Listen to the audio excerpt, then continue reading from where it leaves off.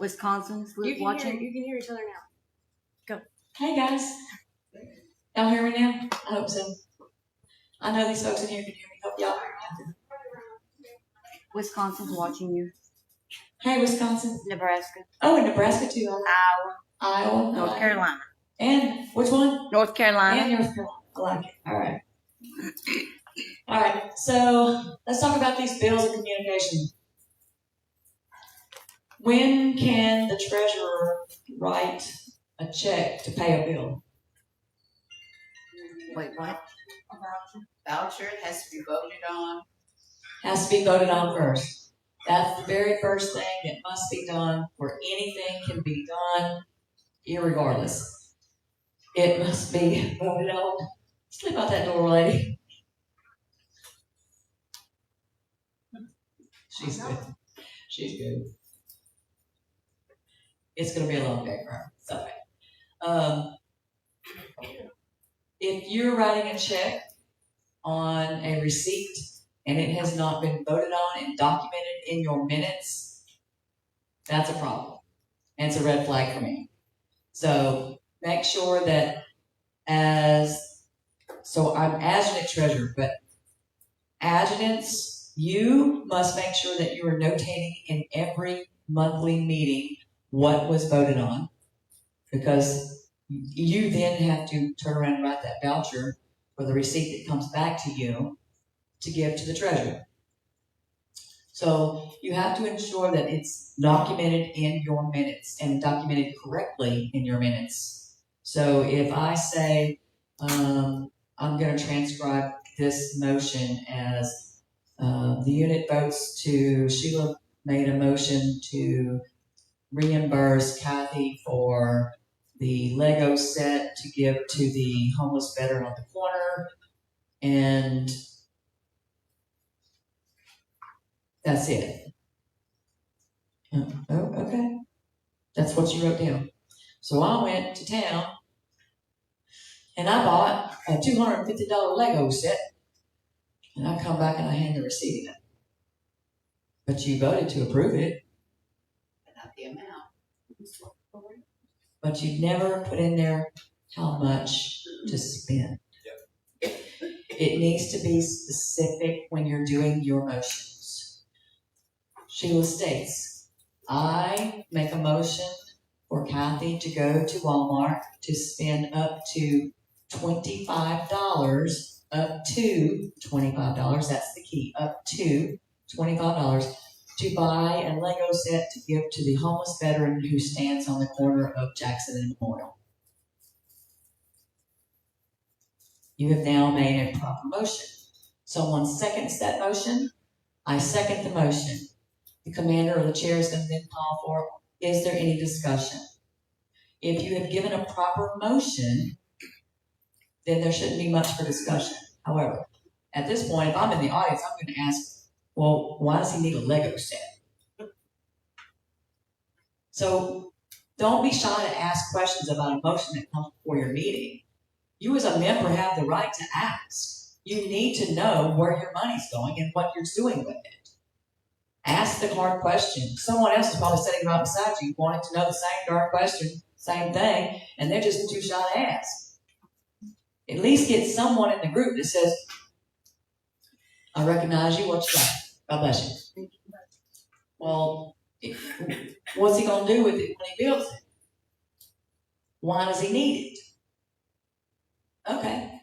And if someone can answer that question, well, we've talked to him, and he was a whatever in his earlier years. Maybe he did construction, and he just fell on hard times, and he's not able to work, but he likes to work with his hands, and it's therapeutic for him.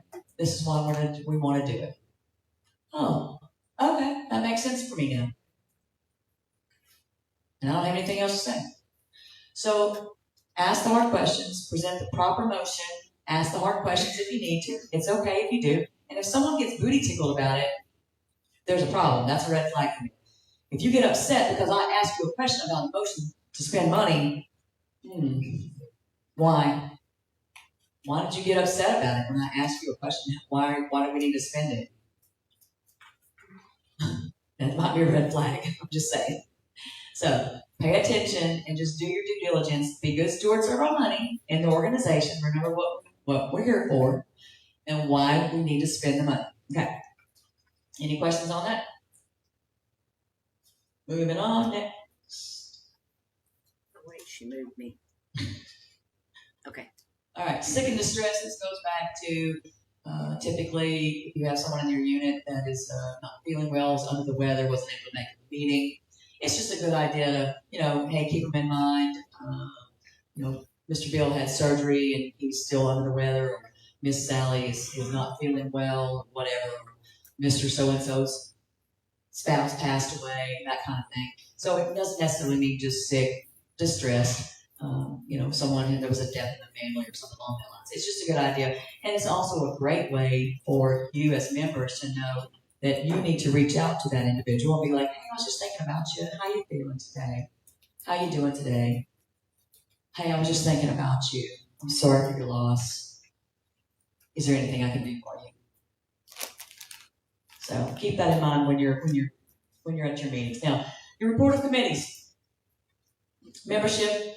I'm the membership chairman as the adjutant because it's just easier. I can pull the roster, the population summary, and it's just easy for me to be able to do so. So I become the membership chairman. If your unit is out there and you have a designated person for the membership chairman, they should still be able to get into the CRM and pull your roster for your unit, okay? And give a report. Hey, where are we? This is how many members we have. We didn't get any new members this month. Or, hey, we got 2 new members this month. Yay, go us. We met quota, kind of thing. So be excited. If you're the membership chairman, be excited about it. Let folks know where you stand, what you're doing, what you need. Hey, we still need 1 more. Gotta have 1 more, 3 more, whatever it is. So let them know. So just be attentive and let them know. When it comes to your others, Americanism, Community Service Legislation, Junior Activities, BAPS, and then your Ways and Means. Because Ways and Means is classified actually is your fundraising. On here it's Ways and Means. We call it typically down here we call it fundraising. It is what it is. Same thing. Okay. When we talked about those reports yesterday, we talked about how many times did you discuss legislation, or how many times did you discuss Americanism at your meetings, things of that nature. That is right here. This is when you talk about it. So you have, and it doesn't have to be an officer. It can be any member that is attentive to your meetings and they participate in your meetings. It can be your Americanism, your community service, or legislation. If you wish to designate only your senior vice as one or your junior vice as one, that's strictly up to you. You can do so by making that in unit standing rules, and we'll get to those in a minute. So give those reports. It doesn't have to be more than just, hey, I don't have anything for Americanism this month, or hey, we also had, past Vice President Cheney passed away, and the flags were dropped to half staff until his time of interment, and then they'll be brought back up to full mast. So just if you have a flag, out of respect for past Vice President Cheney, lower your flags. Those are the kind of things that if you listen, there's Americanism, all you gotta do is just listen to the TV and you can hear it, or hey, we just had Veterans Day and this is what we did for Veterans Day. And you just give a report, okay? Same thing for community service, legislation, junior activities, BABS. All right. Then it's going to ask, if you have any other report. I know some other states have different, through their department, they have other programs. But if your unit comes up with a program that you form a committee with and you have a chairman for that particular program, then just give a report. That's all. Right? That's what it means by other reports. Unfinished business typically is something that you've done from last month that just didn't get quite done, and you're still working on it. Maybe it was a fundraiser that you're still carried over from last month to this month, or it was a meeting that you're going to have, and you're talking about the Christmas party. You started it last month, and you're going to carry it over to this month. New business is exactly what it means. New business. Oh, I'm sorry. Oh, yeah, there you go. Thank you. Just checking. I didn't have to go next. I was reading. So when you talk about new business, anything that's going to come before your members that is new, that's where you're going to go with that. Doesn't matter what it is. You want to present a new motion, you want to talk about a new fundraiser, you want to talk about the ceiling needs to be painted. I don't care whatever it is. New business is exactly what it means. Then you're going to have your money march. Now, on here, it says, and now these minutes have been updated, I can tell you, because I have the version of the older minutes, and Carolyn's shaking her me up, because she knows, that I collected eons ago, and a lot of the information that's on these minutes that I just pulled is not on the older minutes. It did not used to say purpose of funds on our older minutes. That's new. That's brand new on these minutes.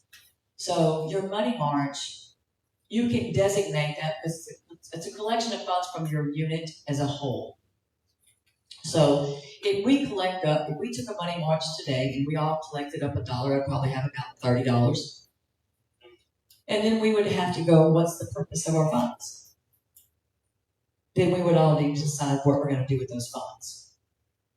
The funds can be designated for just about anything that y'all decide. You just have to decide what you want to do with it. If you want to put it in a savings in your ledger column, I have mine as a ledger column, and it says money march, and we keep everything in there. And what we designated our funds for is so that if we have a member that is sick or distressed or in the hospital, we can send them a $50 plant, or send them, hey, we're thinking of you cards, kind of thing. It's for that purpose. That's what my unit does for the money march, right? You decide how you want to use your funds as a unit, as a whole. That's strictly up to you. No one can designate that because it comes funds from your unit members. So if I'm going to give you $1, I'm going to tell you I would like for this to be used this way. And that's perfectly fine. Okay? So, remarks for the good of the organization. Hang on, yes, ma'am? I'm sorry. Go ahead. That amount, the money that we collected on the money march or silver drill, whatever we call it, you designate that as such, but when you do your little reporting for the group each week, or your summary or whatever, is that included in that money? So you're asking If the money march money is included in your treasurer's funds? Yes, it is. So as a treasurer, so she asked if you collect up at a monthly meeting. So let's say I collect up $5.50. As a treasurer, that $5.50 needs to go to the bank. It needs to be deposited into your checking account for your unit, not yours personal, but into the unit checking account. Make sure we're clear about that, right? And it needs to be added to your treasurer's report for next month that you had an income of money march, and it falls on your other income. That's where that's going to fall, is your other income. We've always considered ours as our little fund, and I don't report it anywhere so that we can use it for whatever we want to use it for. Well, because You're treated as petty don't cash. allow us to go out there and spend money on another member. Let's say the sick person, the sick member or something. So we just kept that unrecorded, except Right. So you're treating it as petty cash, basically. It's the stash cash, the petty cash that you keep over here, and it doesn't ever hit the bank. So you don't put it in the bank. we don't do petty cash in the auxiliary. We must, if you have funds come into the unit, whether it be $1 or $1,000, that money must be deposited into your checking account. And you can still use that fund, that money march, have a column in your general ledger, money march funds, and if y'all are using it before as petty cash to buy something to help a member, you can still do the same thing. It just still must be annotated and voted on in your unit minutes. All right. So when you have a meeting, let's say you have, I am a member of your unit and I got sick and you want to send me a small plant, you can do so out of your money march column. And it's just the general ledger will come in, you'll take the funds out of that particular ledger, out of that column. So, but any money that you get, we don't deal in petty cash. Loose cash, that's a dangerous thing because you can accumulate some petty cash quick. All right. And when there's no accountability other than one person who's holding that cash, it's too easy to have, not saying that you do, but there's too easy for others that have petty cash to, well, I'll just take 20 from here and I'll put it back later. Then you forget to put the 20 back. We keep records, but we just don't. Yeah, it should be. It needs to be. It needs to be put into your checking account. So anytime it doesn't matter what you do. If it's $1, if you collect $1, collect $1,000, it needs to go into your checking account for sure. Right? It's just called accountability. You know, if something happens and it was lost, it was stolen, then you're responsible to replace that. And if you had upwards of $100 to $150 in your petty cash, it's on you to replace that as the person who's holding it. So, you know, I wouldn't hold it. I'm not going to hold that kind of thing. I'm giving it back to somebody else. You know, I'm going to put it back. So that's yeah. I would strongly suggest that you put it hold tight.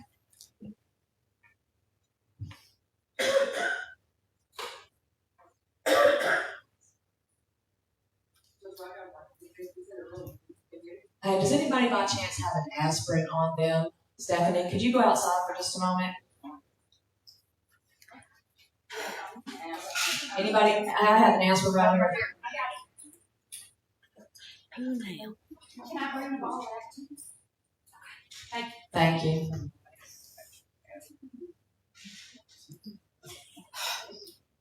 I don't know the circumstances of exactly what happened there, but we'll just keep good thoughts and prayers for the situation. How about that? Kathy, can I say something? Yeah, absolutely. About money march. In Alabama, I come to find out a lot of our senior units that have been around for years, they would do that. They would do the money march, but treat it as petty cash. They would not put it in the bank. So it's been an adjustment for everyone to start depositing that money. If suppose you decide to throw it in at the end of the fiscal year as a income, but it's not showing up in your account because it was never deposited in your account. So it would throw your balance off. But a lot of our senior units, that's what they would do. They would do the same thing, just treat it as petty cash. So you got $2 this time. You're gonna go all the way to the bank to put that $2 in. But And I think that was the thought. It made it easy for us. If you got sick and I went to send you flowers, I didn't have to go through the process of getting a check written and so forth. So it just made it simple. But that's awesome. Yeah, I mean, like I said, it's And just I didn't know what authorized us legally to buy her that plant. right, and it's, you know, if you have it in your standing rules that we're going to spend upwards, if a member, active member gets sick, because I know it's in our standing rules, if we have an active member, and it states what classifies as an active member. They must attend so many meetings a year to be classified for my unit as an active member. We will send a plant up to $50, or we will send, if it is let's say my mother died and I'm an active member, we would send a card, a sympathy card. And we might even send a plant because I am an active member, but most definitely we'll send a card. And it just depends. They got to be active. We don't send things to active members. We don't send plants, $50 worth of plant to someone we've never seen. I'm sorry, but I found out Jill was sick. Well, I don't know Jill. I ain't seen, I ain't seen her in 5 years. Why in the heck am I going to send her a plant? I'm going to send her a sympathy card for 75 cents. Oh, excuse me, 77 cents. That's what she's going to get. That's what postage is now, 77 I believe it's 77 cents. I didn't realize that. Yeah, the postage is outrageous.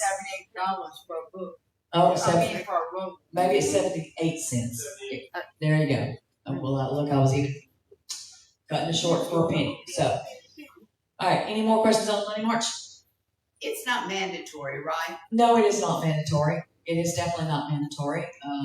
In fact, my unit typically, we don't even do a Money March. We'll, occasionally, hey, anybody want to put some money in the Money March? Everybody just goes, They don't know what it is.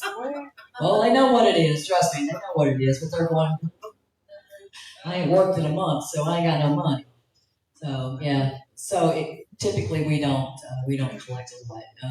Out of a year, I might collect $10 maybe, but it's just little bit by little bit goes into the fund. So when you get down to the yes, Ben. I have a question. Yes. Our DAV chapter pays our auxiliary to cook the meal for our meetings. Where should I list those funds? Okay, so you have a receipt of the food that you. We all just donated. Okay, so you're not reimbursing it. No. All right, so your chapter is making a monthly donation to the auxiliary. Okay. That's going to fall under other income. Okay. And on your schedule, as other income must have a schedule, it's going to say monthly donation by chapter. Okay.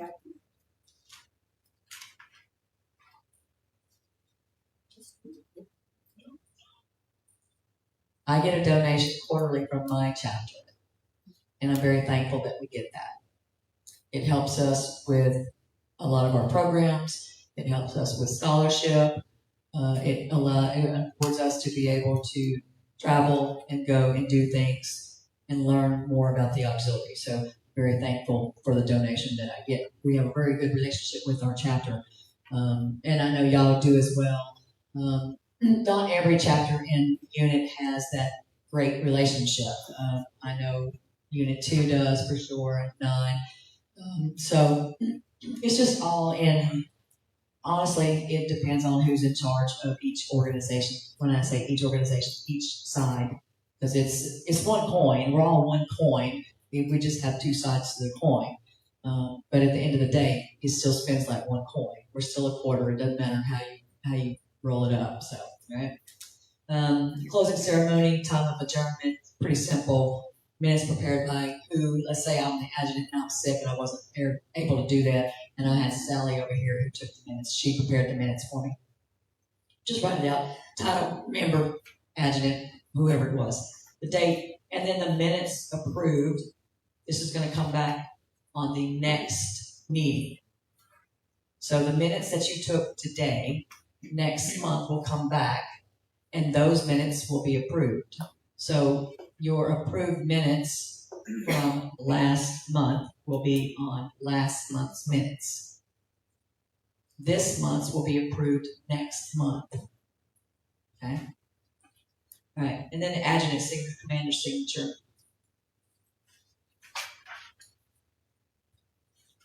So this is what it says in Robert's Rule of Orders about the minutes.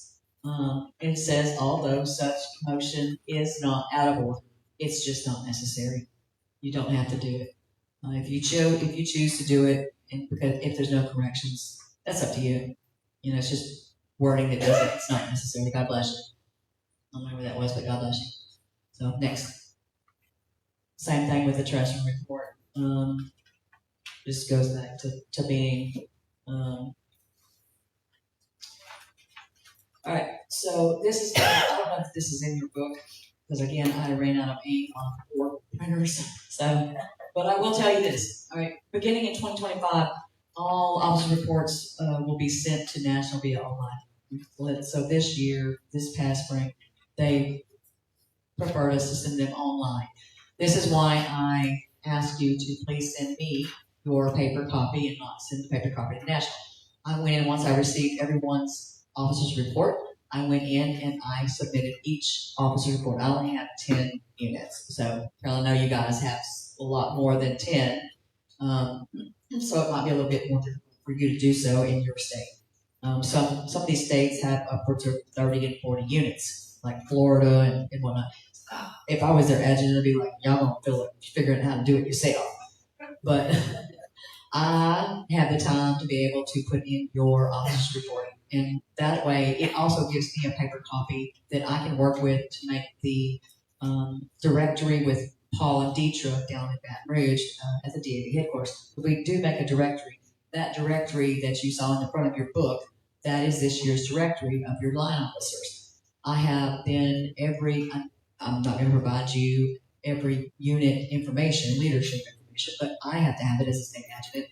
Paul has to have it as the DAV adjutant. So it's just easier for if you send me your paper officer report.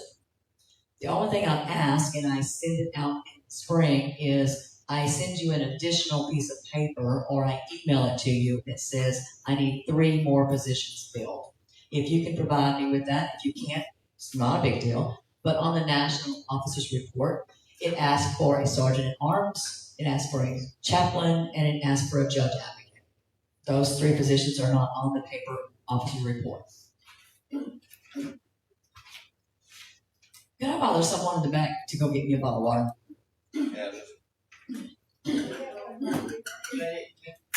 All right, Oh, she's got one. I got you. Thank you.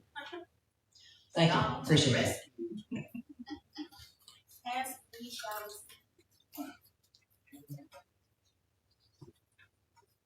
Oh, thank you. So once I get those officer reports, I do submit them to National, and I get them sent in, and I wait for the approval. Once the approval comes back from National that they have approved your officer report, I then print it out and I save it or email it to the adjutant of the unit. It's just easier that way to make sure that everyone's on the same page. I then, once I get all of them, I collectively send all of them down to Paula Deetra for her to put in the directory. Okay. Now, I will tell you this: I had a unit that, and I knew it wasn't going to work. I knew it wasn't going to happen, but I sent it anyway. They didn't have a junior vice. They had a senior vice, had a commander, had an adjutant, had a treasurer, membership, legislation, but they didn't have a junior vice. And my next email was rejected. You must fill all of your leadership positions. You do not have to have a legislative chairman. You do not have to have a membership chairman. You must have a commander, a senior, a junior, an adjutant, a treasurer, and you need at minimum an SEC, preferably an alternate as to go with the SEC. Once I contacted the unit, they corrected it. They're like, "Oh, it didn't happen. We didn't have enough people to fill the slots at the meeting. We had just enough people, yada yada." Okay, I got it. So the next meeting, they got everybody straight. They told me who their junior vice was, and I resubmitted the officer report, and we got it straight. So make sure that you are putting all of those membership on there. Next. Say hi to your Hi. national commander, Melissa. Hey. Hi, Melissa. All right, so She's watching. again, this is the information that's needed for me to be able to process those officer reports. I need your unit EIN number, and as an adjutant, if you don't know your unit EIN number, I need you to call me immediately so we can talk about that on the phone, and I can get you where you need to be as an adjutant. Okay. Unit name, number, city, state, zip, your annual date of your annual election, and your installation. So There's one more thing on here that I think is going to come out. If it's not on there, it may come out on the next officer report that's downloadable from National as to who installed you. Now, I was at a state conference recently, and it was brought out that they are actually asking the units to tell them who installed them. And let me tell you why. A lot of our smaller units, and this state has a lot of units in it. And they were the adjutant, state adjutants receiving their officer report, and they're like,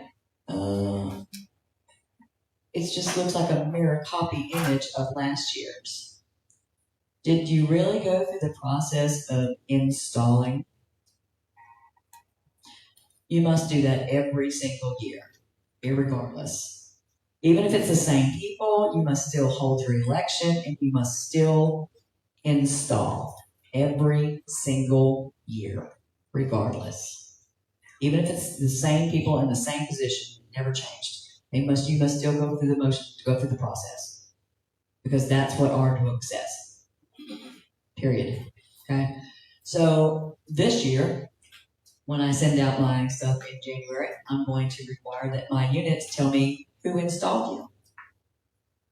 So keep that in mind. And if it wasn't, let me ask you, for those in the units, do you know who can install you? Me? Yeah. I've installed 17 numerous times. State commanders. State commander. Unit commander. Um, A PDC? Oh, we're PSCs. PSCs past state commanders on the auxiliary side most definitely can install a unit. Any national officer can install a unit, but who cannot install a unit?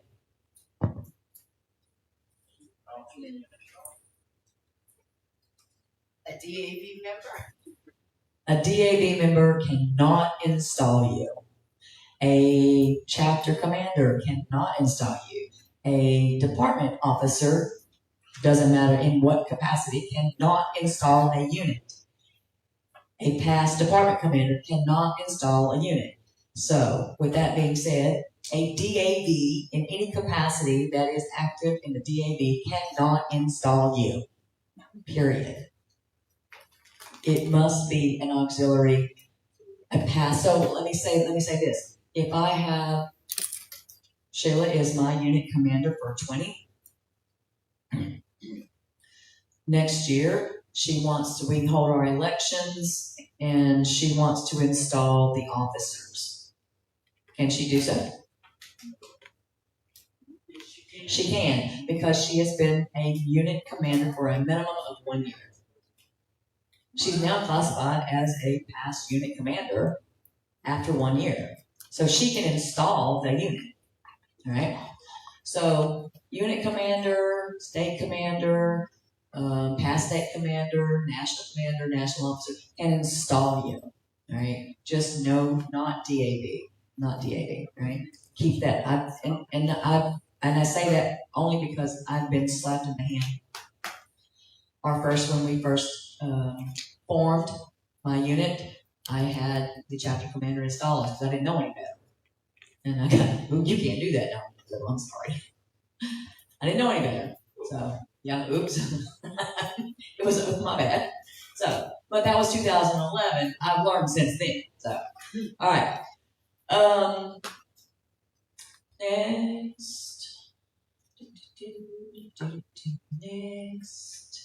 Next. Please and thank you. Thank you. All right. Again, all leadership positions must be filled. If you have a change in leadership throughout your year, say you elect in March, and in July, your senior vice said, dude, I'm moving to Hawaii. Can I go with you? That's what I'm going to ask. But seriously, you need to fill those positions. Your junior vice should move up to your senior vice position, and you should then elect a junior vice.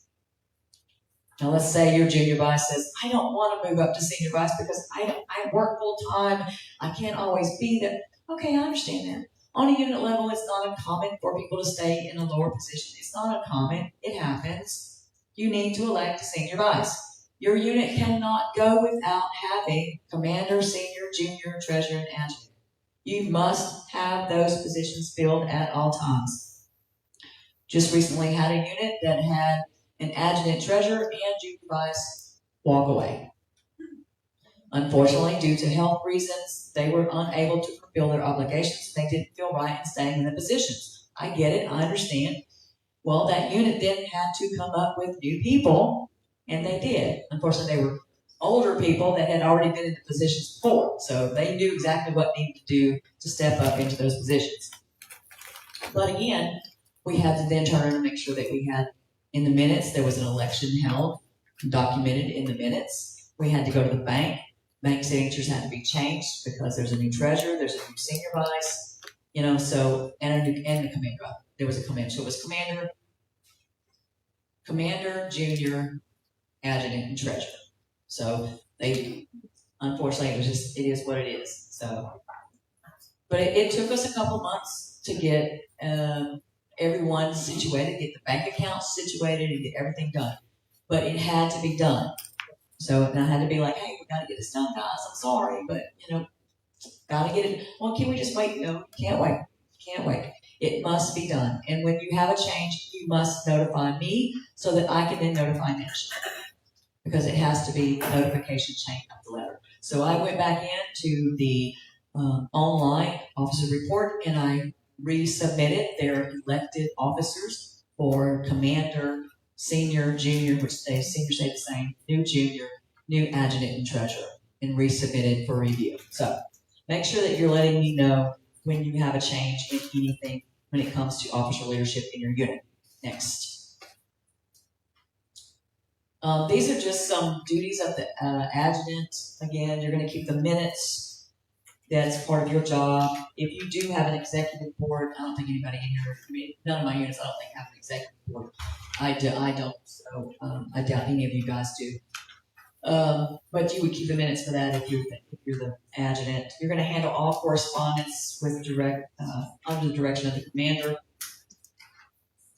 As an adjutant, all mail will come to you. Whether it be from myself as a state adjutant to the unit adjutant, or if it comes from national to the unit adjutant, all mail is going to come to you. Whoever's name and address is on that officer report as adjutant, you're getting the mail. It is not your personal mail. Ensure that you are opening the mail. Ensure that you are reading the mail and dispersing it to who it needs to go to. If you get a correspondence from me that says, this is the financial report information, this is your officer information for the election, make sure that you're dispersing treasurer to treasurer, officer to officer. Right? Make sure you're giving that information to who it needs to properly go to. Let your commander know that you receive correspondence from state and or national. Let them know so that they can be, everyone's on the same page. Again, we're open. We don't hide things. We keep everything out on the table for everybody to see. Okay? Your job, notify all members of meeting date.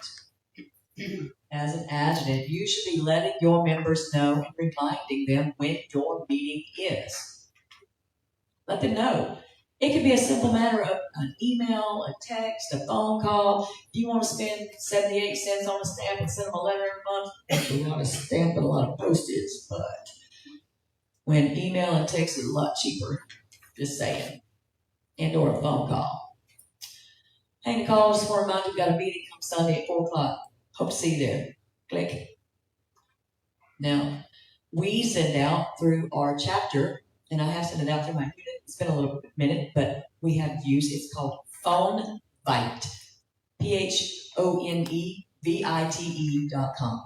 And it is a service that is you log in, you set up the account, and you do have to put money. I think it's a nickel per phone call. You record yourself. Kevin goes on God bless you, goes on every month and sends out this pre-recorded message as a designated time on his monthly meeting. They meet the second Monday of the month. So at noon on that Monday, every member that has a valid phone number is going to get this recorded message. Hi, this is Kathleen Wenthe with DAV Jack Riddell, Chapter 20 in Leesville. I'm calling to remind you that we will have a chapter meeting this evening at 6 p.m. at 300 South First Street, Leesville, Louisiana. Hope to see you at the meeting. Click. It's a pre-recorded message, and every member will get the same message at the exact same time. And it costs him a nickel a call. Whole lot cheaper than 78 cents a letter. You know what I'm saying? Yes, Beth? 7 cents now.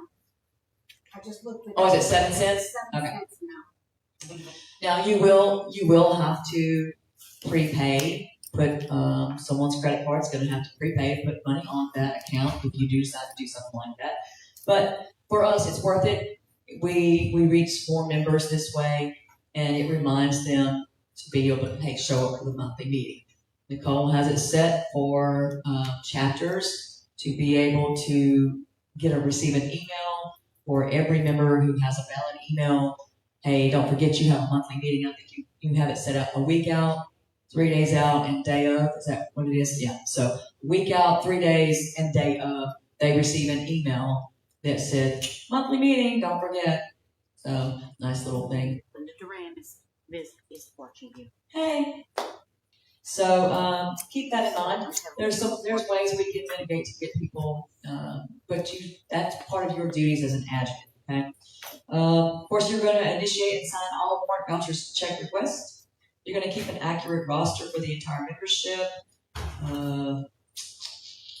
You're going to send the names and addresses of newly elected and appointed unit officers to state, and it says in the book, it does say, and to national headquarters within 10 days of any election or the annual installation. Any changes during the membership, you're going to send also. Again, I'm going to ask you to send them directly to me so that I can then upload it to online. Other states are doing it differently, but for my state, we're going to send it to me so I can resubmit your elected officers and or any changes you have throughout the year. You also are going to send to the national adjutant no later than 30 days prior to national convention names of delegates and or alternates that's going to said convention. Did you ever figure out why you weren't registered now? Oh, no, was it, what you want? Neither one was registered. And we went online. Yes. And did. Yes. And then when they pulled it up, we were there. They just didn't. Yeah, so we got to national convention and Carolyn and Donald got there and they're like, we're going to have your stuff. We don't need credentials. So they had to go wait through the line, and a long line to try to get it straight. And she said they were on the system when they pulled it up. They just didn't, somehow they got overlooked when it comes to the badge and the book and the bag. So, yeah, but make sure that you're also sending in those delegate sheets to national. They usually come in the form of a yellow sheet from national. Send those in. Watch your deadlines because there is a deadline. You can register at convention if you go to national, not a problem. But it's also nice to have that when you walk up to the wheel call, you walk up, you go, Wenthe, Kathleen, they go, hand you your stuff and you walk away. Otherwise, then you're standing in a line to register because you didn't pre-register for a hot minute. So it's always nice to pre-register. The last thing on this list is, make sure you're sending your financial report. Now, this is kind of I'm the adjutant treasurer, so I send it regardless because I'm one and the same. Your treasurer does your treasurer's report and then turns your treasurer's report once it's been audited over to your adjutant, who then makes a copy and sends it to state and national. You must send it to state and national. If I don't get your annual financial report, You ain't sitting in my meeting. Sorry, what it is. So, there's deadlines. I have one unit that has not yet completed their annual financial report. Guess what? Sunday morning, they cannot be seated as an SEC in my meeting. We've discussed it. They're working on it. I know the issue, and it's okay. But they still cannot sit and vote because they are past due on their annual financial report. So, if I don't have it soon, we'll take other actions, and we've discussed that as well. So, the last thing on there is you must send a copy of your acknowledgement of your filing for Form 990 and e-postcard. You do not have to file your e-postcard because I file it for you. Every July, when I do the annual financial report for my unit, I flip over and I do my annual financial report for the state. I then flip over and I do 990 for my unit, 990 for my state, and I just flip my page over and I file the 990 for every unit in my state.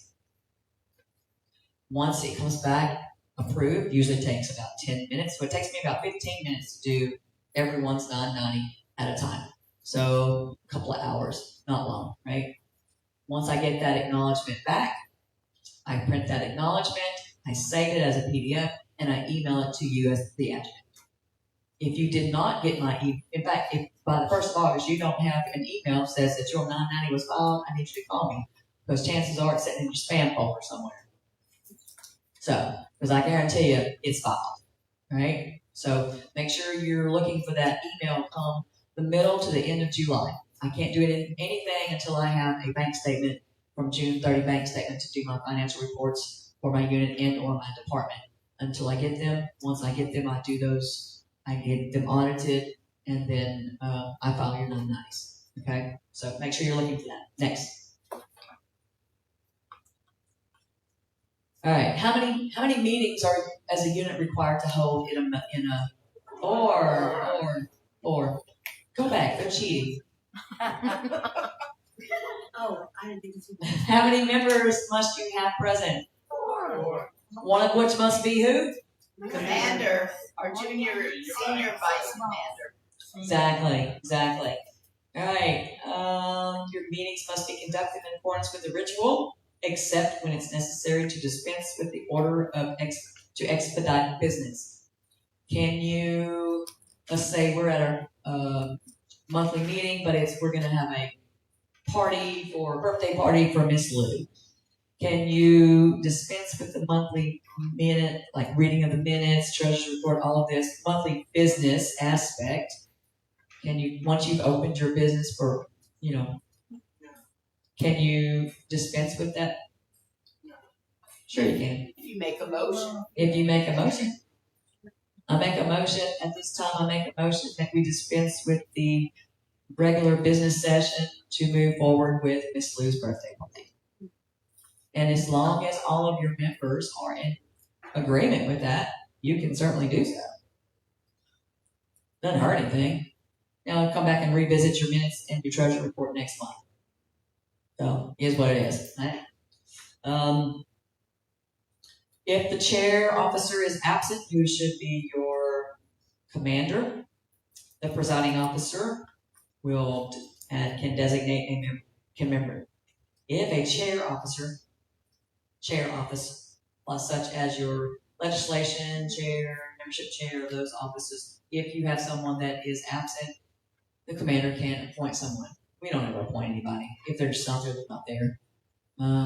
We don't have enough members to show up for a meeting. We can appoint extra bodies for. So, it is what it is. Now, if you got 30 people in your meeting like this, y'all jamming. I'm coming to your meeting because I want to know what you're doing. All right. So, but yeah.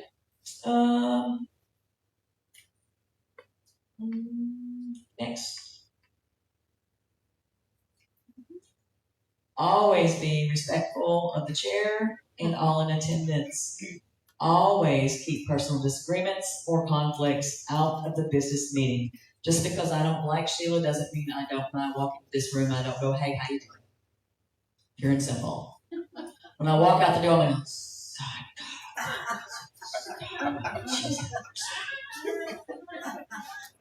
When you get out your car, throw those feelings in your car, roll up the window, close the door and lock it, and leave it in there. When you get back to the car, you can scream, yell, and curse all you want.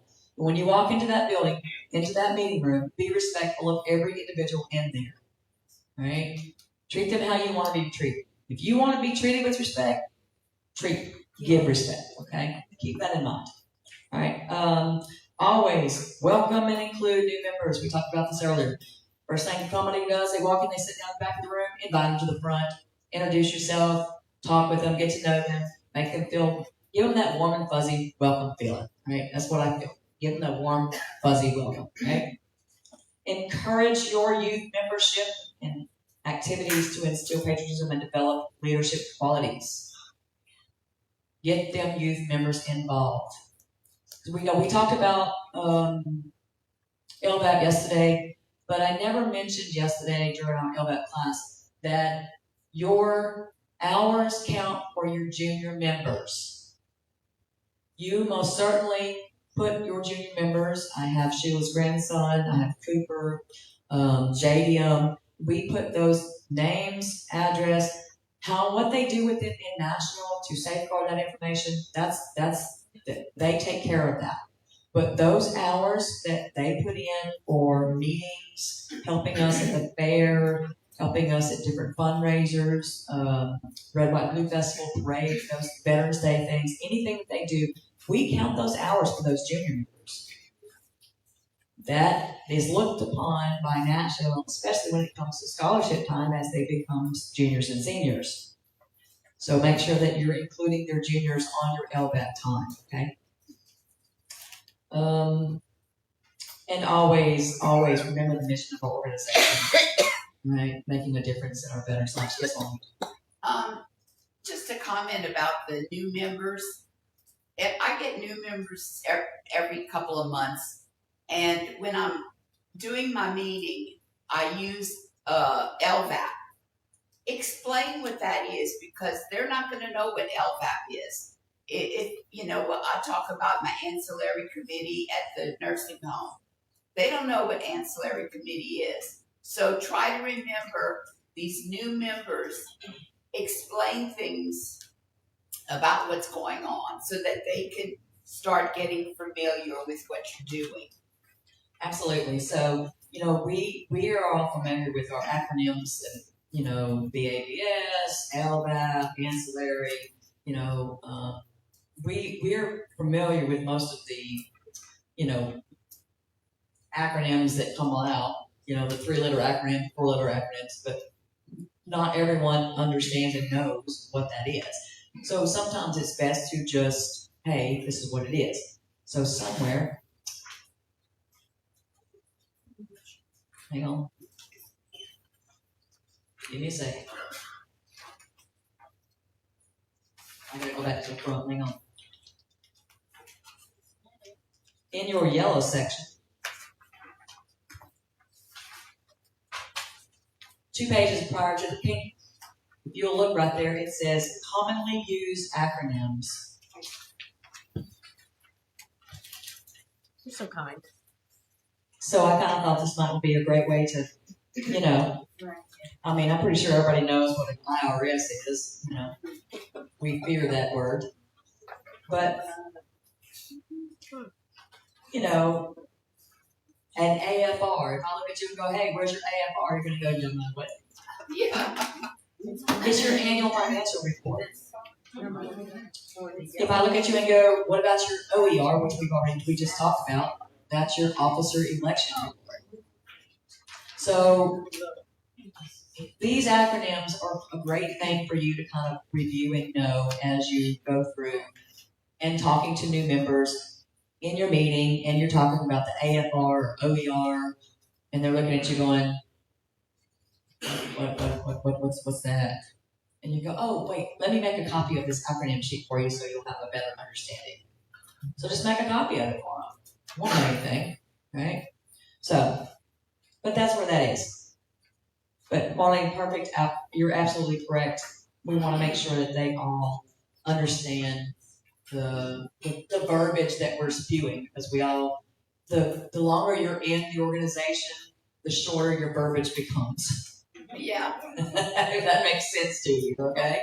So, kind of like the military. The longer you're in the military, the shorter your verbiage becomes, because everything becomes an acronym at that point. Everything, you know? So just keep that in mind when formula's correct. Keep it in mind when you're talking to new members. All right. Next. Yeah, let me Yes. Yes. Your fourth one down, having an open, go back, one. having an open mind to do ideas. Back. Yeah, right there. I like that one because when you have new members joining, they may have a new idea. Right. You know, we've been running along the same old, year in, year out. But if a new idea is presented, don't shoot it down automatically. Yeah. Give that idea a chance. It'll break that person's spirit, and they may not want to come back. So, Absolutely. I agree 100%. If you know, here's the thing. The longer you're in the organization, you try things and it didn't work out, and then you have you kind of look at it and go, okay. You have some little new member comes in and they're like, hey, I have a great idea for a fundraiser. Let's do bed sheet sales. then they go, And you're looking at them going, We did it. or they say, you can choose to go one of two ways. You can either go, no, we tried that, it didn't work. Or you can go, you know what, Laura, that's a great idea. How about you give me some information, bring back next month, provide us with the information, let's talk about it, collect up what we need to be, how much to purchase, how much would you sell, and how do you go about selling them, and I'm going to put you in charge of that committee. They won't say nothing else after that. I am a firm believer in You got an idea, you better Yeah, be ready to lead it. If you open lips, insert foot, you better be prepared to run with it. That's all I gotta say. Because I'm gonna give it to you, all lock, stock, and barrel. So, but yeah, that's absolutely. If you discourage them, she's absolutely right. They're not gonna want to come back, and if they do come back, they're gonna sit back there and go, I ain't saying nothing else. They might have a good idea. Exactly. Because here's the thing. While I may have tried to sell bed sheets 5 years ago, I just didn't have the right technique. This new member who walked in might have better, stronger connections in the outside world and might have better ideas on how to provide and sell those sheets. And you could be missing out on a lot of money if you don't listen to them and let them run with it. So keep that in mind. Great. Thank you, Carolyn. Just Next. like our bingo. That was a great idea. Absolutely. Yeah. I mean, it's just something fun, and I think it'll build from there. Come next year, I think we'll build on it for our bingo this year. We did make $400. Well, let me rephrase it. We made $396. Was a few dollars donated in there, and this one went down to the hospitality room and got a hold of one of the DAV members, and he goes, "Well, how'd you do on your bingo?" My wife said she really enjoyed it. Said she had a great time. Yada yada. And she says, "Well, if we had 4 more dots, we'd make exactly $400." And he goes, "Oh, okay." And he just handed her $4. So we made $400 on Thursday night for bingo. So I thought that was outstanding. You know what I'm saying? So we most definitely appreciate it. So Shout out Virginia Are we having Auxiliary for the bingo idea. Convention. say it again. Are we having a bingo at convention? Convention's a little harder because it's more of a business session for me, and I'm more business minded. Virginia is So bingo at I'll have to look at the calendar and see as far as, and it's going to depend on travel time prior to, if I can get things together, maybe, because that's a busy travel time for me right now. So we'll have to. I did block it off, but sometimes my blocks don't always get. Sometimes I get told we need to do something anyway. I was like, okay. So I do have a granddaughter that's graduating from college the weekend prior, so I'm trying to get up there to see her, but at the cost of over $350 a flight, I'm not sure I'm going to make that. Why? Wait. What? Okay. Now your granddaughter knows that you're not going to spend $350.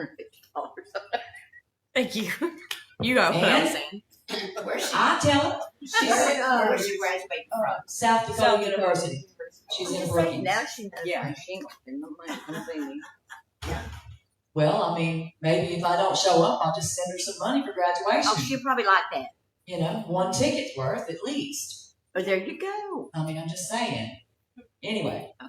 All right. So, Now you ready? all right. Again, we've talked about our minutes, and pretty much your minutes dictate what your business is going to be. Hang on. Back there in that box somewhere. Momentary pause. You're good. You busy lady. There was a box. There's a box back there somewhere. Big box. Look back there on the back one. They're looking for cookbooks. She's selling them. So we. Hotcakes. Conventions in Kenner are here. No, I'm waiting. No, Baton either. Rouge. It's at Baton Rouge at the Embassy Suites.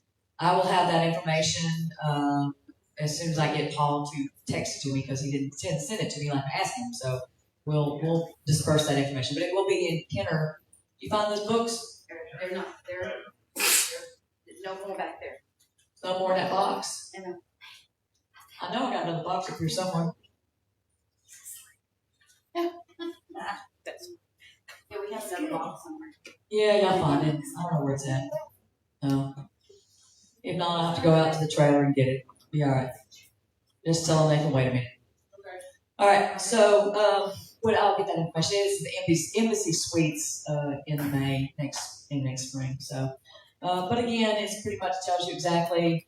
Make sure if you don't do anything else at your meetings, please, please, please have the purpose and your eligibility read at your membership meetings. It just reinstates who we are, what we do, and who's eligible for your membership. Okay, so pledge, your prayer, I can't believe we can't find them books. I know I got a whole box of them. Oh. But that's good that we're selling them. Yeah. Okay. Oh, found it. I was like, Oh, I was going to nobody say. could have sold both boxes. That's a lot of books. I'm excited about it. I'll be excited. I'll be like, Marlene, you may not get them books. Well, I'm buying 23, so you better have enough for 23. Let me I have a whole, I have want two them in case boxes. you put 'em in. I have 2 boxes in the trailer. We're good. We're good. We're good. I'll go get them out at lunch. So, all right. So it just kind of gives you an overall what's your step by step. And again, that's your opening. And then again, it mimics what is in your constitutional bylaws on U24 of order of business. I think it's pretty self-explanatory next. Your closing prayer. Now, I've talked to Bunny about this, and this is kind of a thing for me. I'm in this room, and I have no sense of direction when I'm standing in a room. I don't know that that's east or west, north or south. I have no clue which direction is east unless somebody opens up their phone and pulls out the GPS or the little compass thing on their phone and goes, "That's east." Look outside at the sun. I have. Look, I see the meetings sun are in does. the dark. Our meetings are in the dark. Exactly. I see that there's sunshine outside, but I can't see the sun from in here. So this is the thing I have. So in your closing ceremony, it is that you will request members to face the east in devoted memory of departed comrades. We stand and we have a moment of silence. I don't ask them to face east because I don't know which direction is always east. So we just literally have a moment of silence for our departed comrades. 5 seconds, it's nothing. And I think the DAV does the same thing, don't you, Ken? May they rest in peace, yeah. So again, that is part of your ritual in the Constitution bylaws, but we just leave out facing the east. We literally just, have them stand and have a moment of silence, So we don't say rest in peace, but we do have a moment of silence and we're, good to go. So, but then our meeting is adjourned and the commander will announce the next meeting date and time. So make sure as an adjutant, you're letting your commander know when your next meeting date and time is. Time should always be the same. And your date, it'll always we meet the fourth Sunday of every month. You just have to give them the actual physical date. Okay, so next. Hey, so as an auxiliary member, did you know that you have duties, you have responsibilities as an auxiliary member? Did you know that? I did. So, if you don't, let me tell you, you conduct yourself in an orderly manner. Remain attentive and respectful when someone has the floor.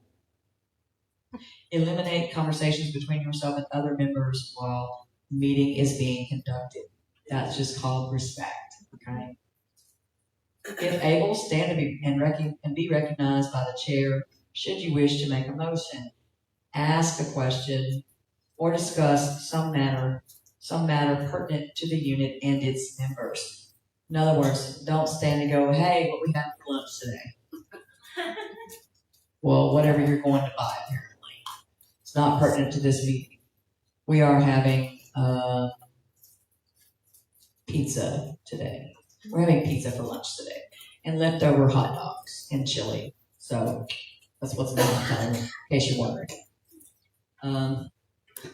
It was a little bit of a funny thing at our golf tournament here recently. Apparently everyone just says, Kathy's in charge. And I'm like, no, I'm not. And they come to me and go, hey, what's for lunch today? I don't know. It's not my circus, not my monkeys. I don't know. Well, that started at about 9 o'clock.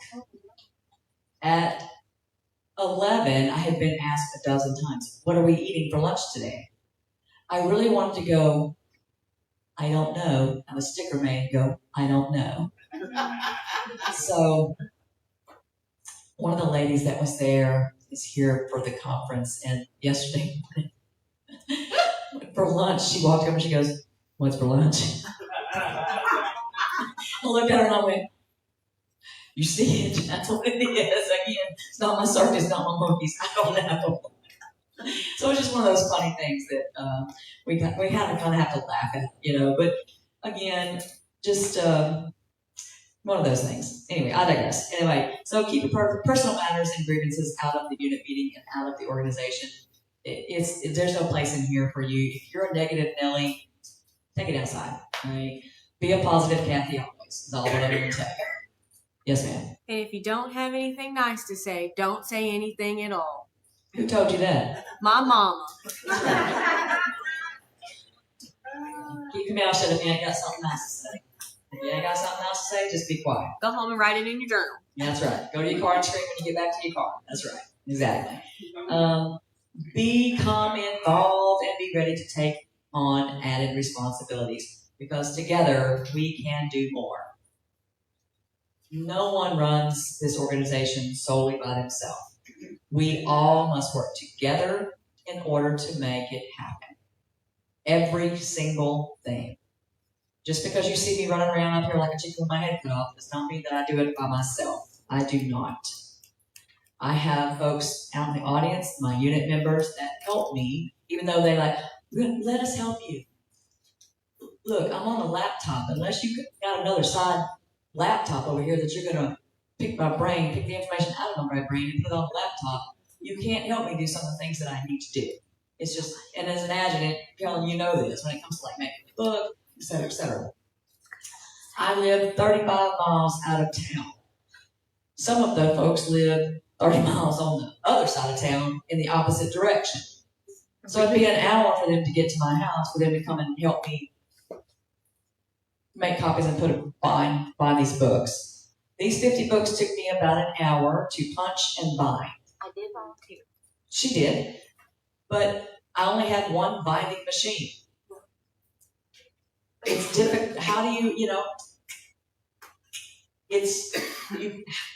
you got too many hands in there you're ineffective at that point, right? So, but you still have. When I got here, I didn't unload any of this that y'all saw. There were members outside with the trailer and carts that were ready to assist, and I just thank you so very much. Take it to the room and I'll organize it as I can. The flags were set up by the members. I said, here's the flag stands, here's the flags, set them up. Which one goes where? This one goes over here, yada, yada, yada. So I do get help. In your organization, your unit, you get help.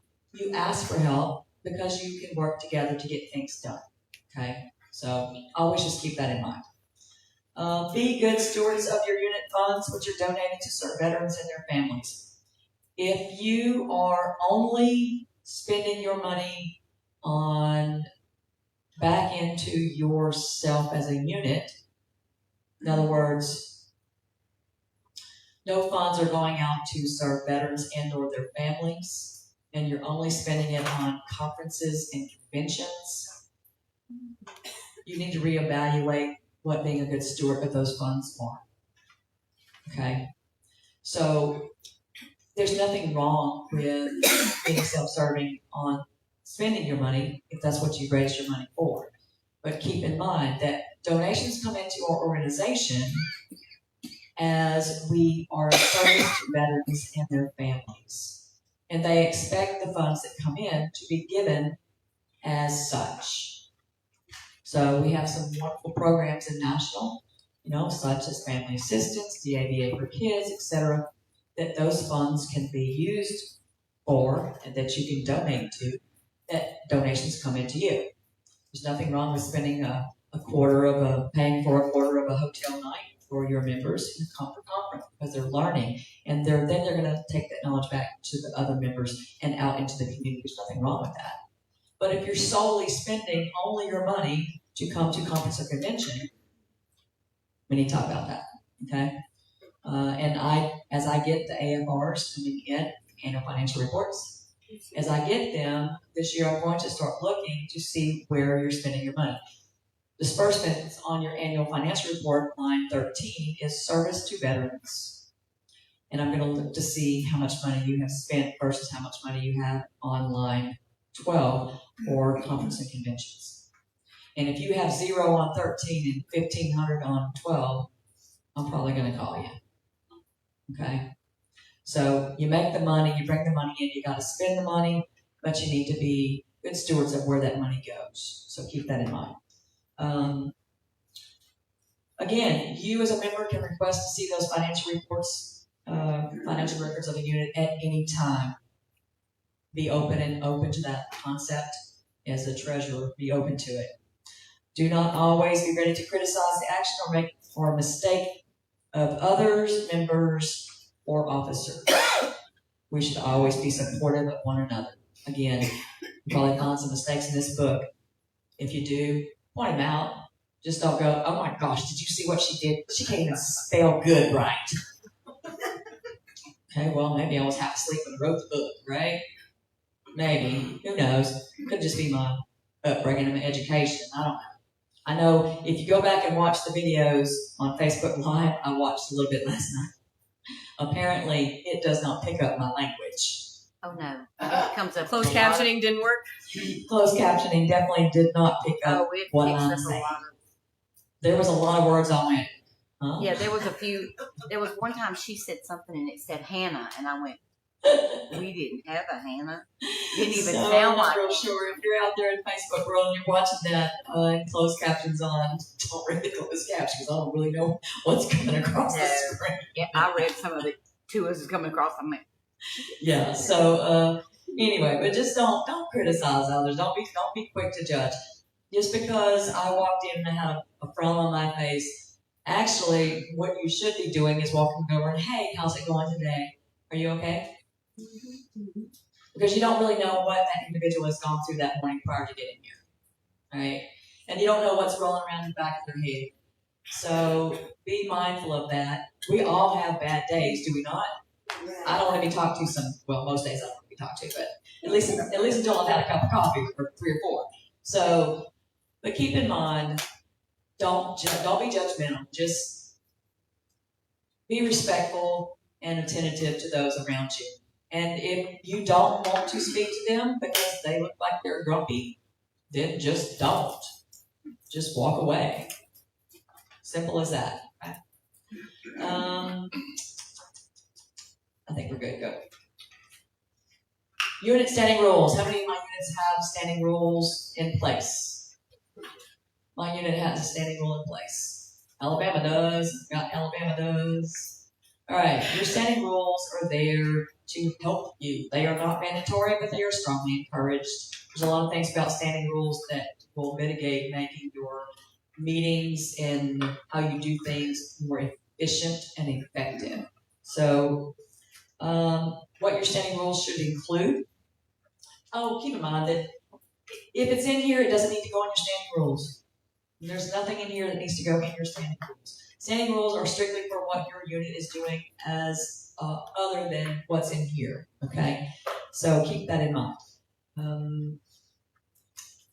They can be established by a majority vote of the members present at a regular meeting. You do not have to give notice that we're going to vote on standing rules. Who shows up is who shows up. But they all have the opportunity to read and understand them. They must read and know what those rules say, okay?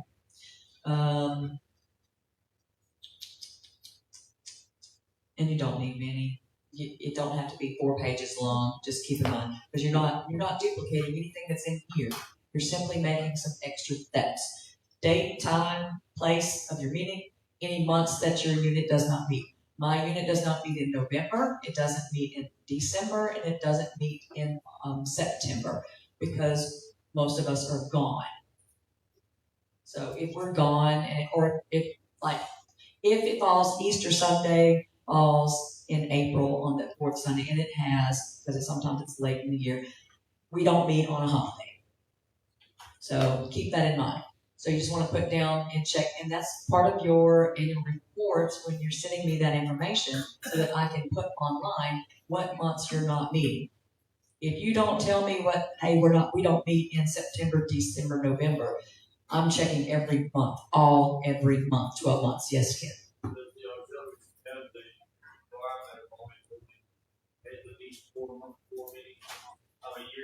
They must hold at a minimum of 4 meetings a year. Now, we would love for you to hold 12 meetings, but sometimes it's just impossible for you to do so, depending on when you hold your meetings throughout the month.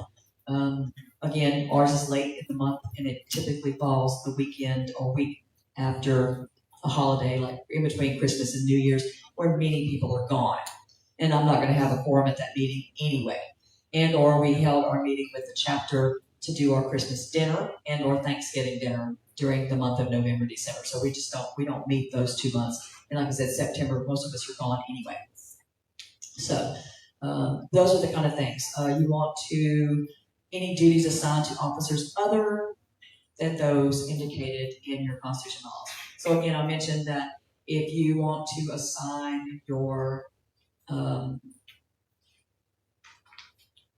junior vice to be your legislative chairman, that's what I have here with the department. My senior vice is membership and fundraising. My junior vice is legislation. That's how we have it set for a department. If you want to do the same thing in your unit, you certainly can. You just need to put it down in your standing rules. So that's what it takes place, okay? Define things that are unique or routinely done by the unit. So if you're doing something outside the scope of here, if you know that you're going to hold a forget-me-not drive on the first Saturday of April every year, and you know that's what you're going to do, and you want to put it in there, it's unique to your unit, then you can do so. Prior to that, you must get unit approval and notification 30 days less, no less than 30 days to department.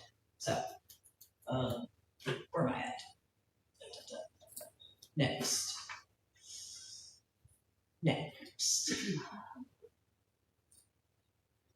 All right. So, these are some of the things that you can do in your standing rules. that will help you take care of some of the unit expenses that may come up between meetings, such as memorial donations due to a death of a member. We talked about that earlier.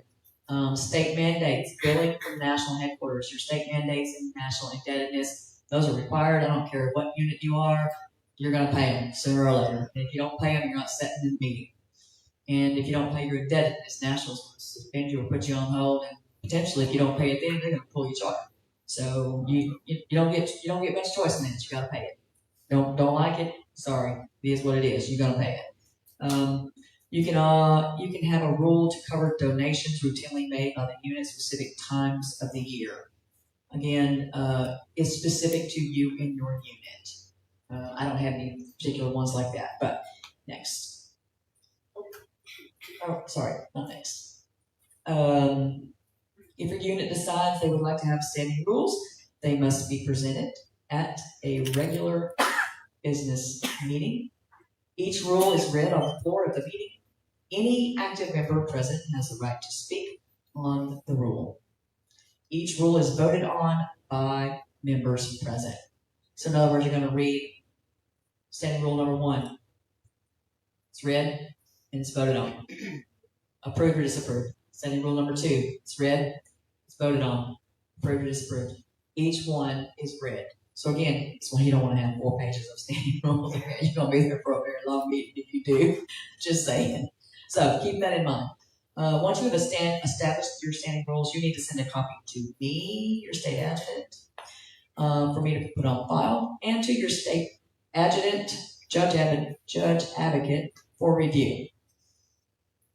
They are not effective until that judge advocate looks at those unit standing rules and says they are not in conflict with our Constitution and bylaws, and your unit standing rules stand as approved.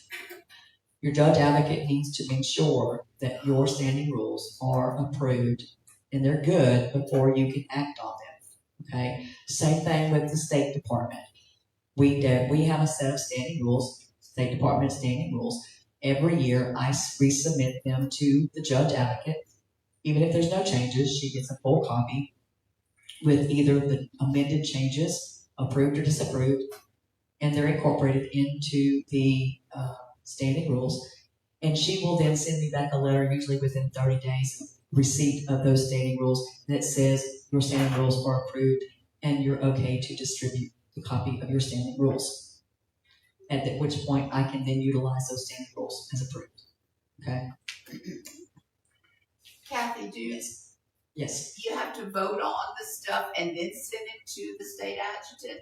Yes. Or you send it first to state adjutant? No, it needs to be read at a regular business meeting and approved by your body. And then once it's been approved, you send it to the state adjutant and to the state judge advocate. Okay. Yeah. And she'll review it, and he'll call you back and be like, "Yep, good to go." Typically, if your unit's voted on it and they're all good, unless it's in conflict with this right here, there's usually not going to be a problem. But they're going to ensure that there's no conflict in between here and there. You know?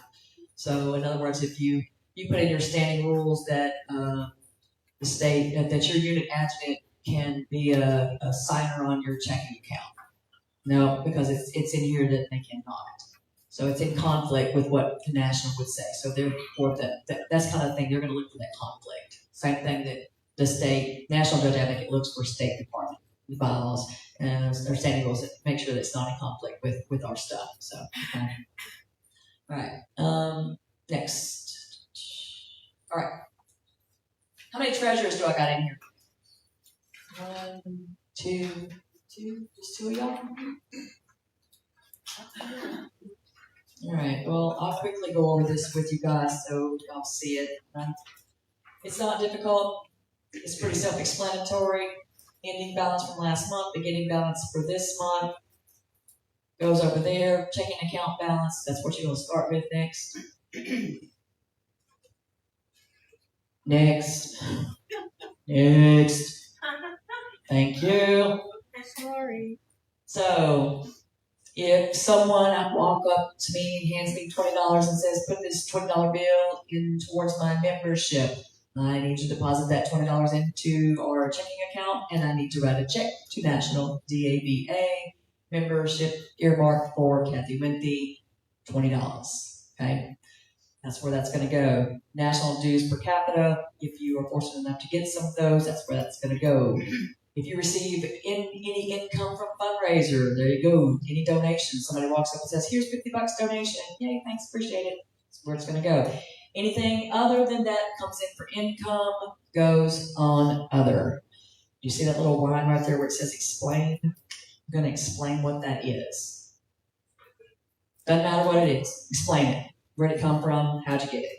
Put it down. Okay? Next. Again, you had membership dues come in, you got to send membership dues out. If they come in, they got to go out, right? So don't hold them, because then your member's going to get mad because their dues are still getting a quarterly statement that says they still owe dues. Which Sunday? Yes, April on the fourth Sunday, and it has, because sometimes it's late in the year. We don't meet on a holiday. And they're like, I want to pay my membership. What is the correct way that we handle that? Do I take that cash and give it to our treasurer's write a check? Or am I supposed to? Your treasurer, so Chantel is the treasurer, right? Yeah. So she needs to have a little small receipt book with her. She can get a little cheap receipt book that says, "I received membership from Mr. Bob, $20 to pay on his membership, cash." And you can then, she's going to take that cash and then deposit it into the checking account. And then she's going to turn around and write a check to DAV for their Mr. Bob's membership. Okay. All right. Definitely. And you should be giving a small receipt. I have a little small receipt book maybe about yay wide, about like that. It's a carbon copy, so you have 2 sheets. You give one's top to them, and you keep a copy of it for your records. Yes, Ken.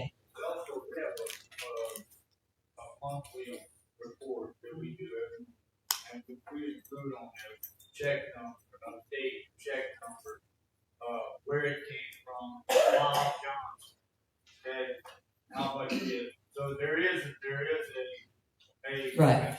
You know, Right. There is a receipt somewhat for that we have every month. Oh yeah, and that's good. That's absolutely nothing wrong with that.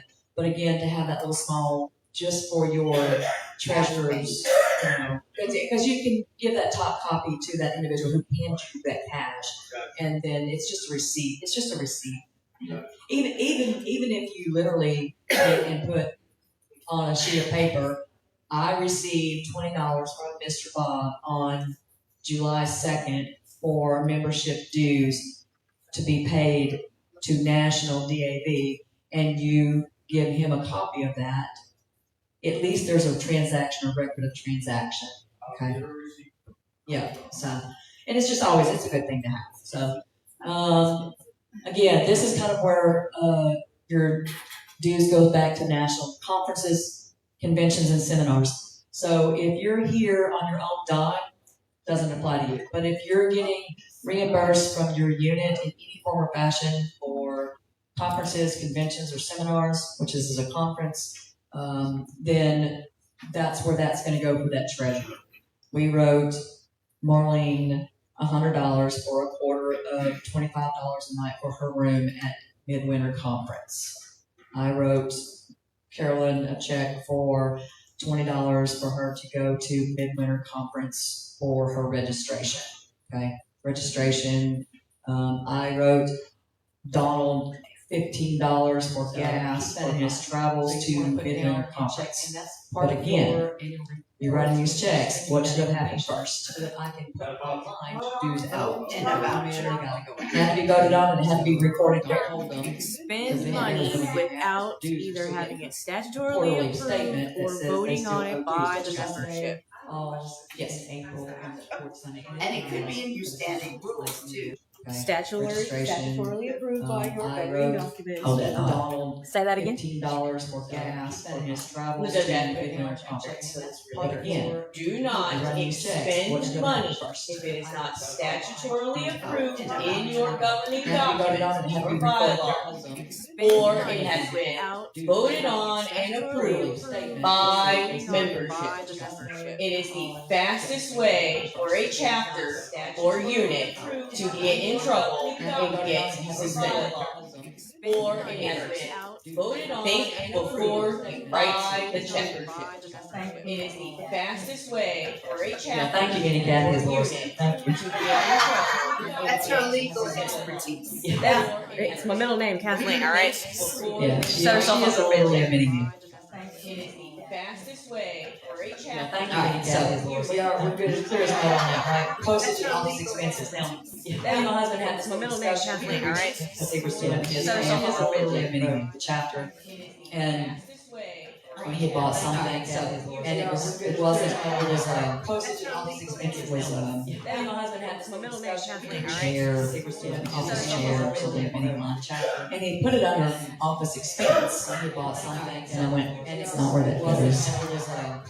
He goes, well, sure, yes, it's an office expense, it's an office chair, so therefore it goes in the office expense. I went, no.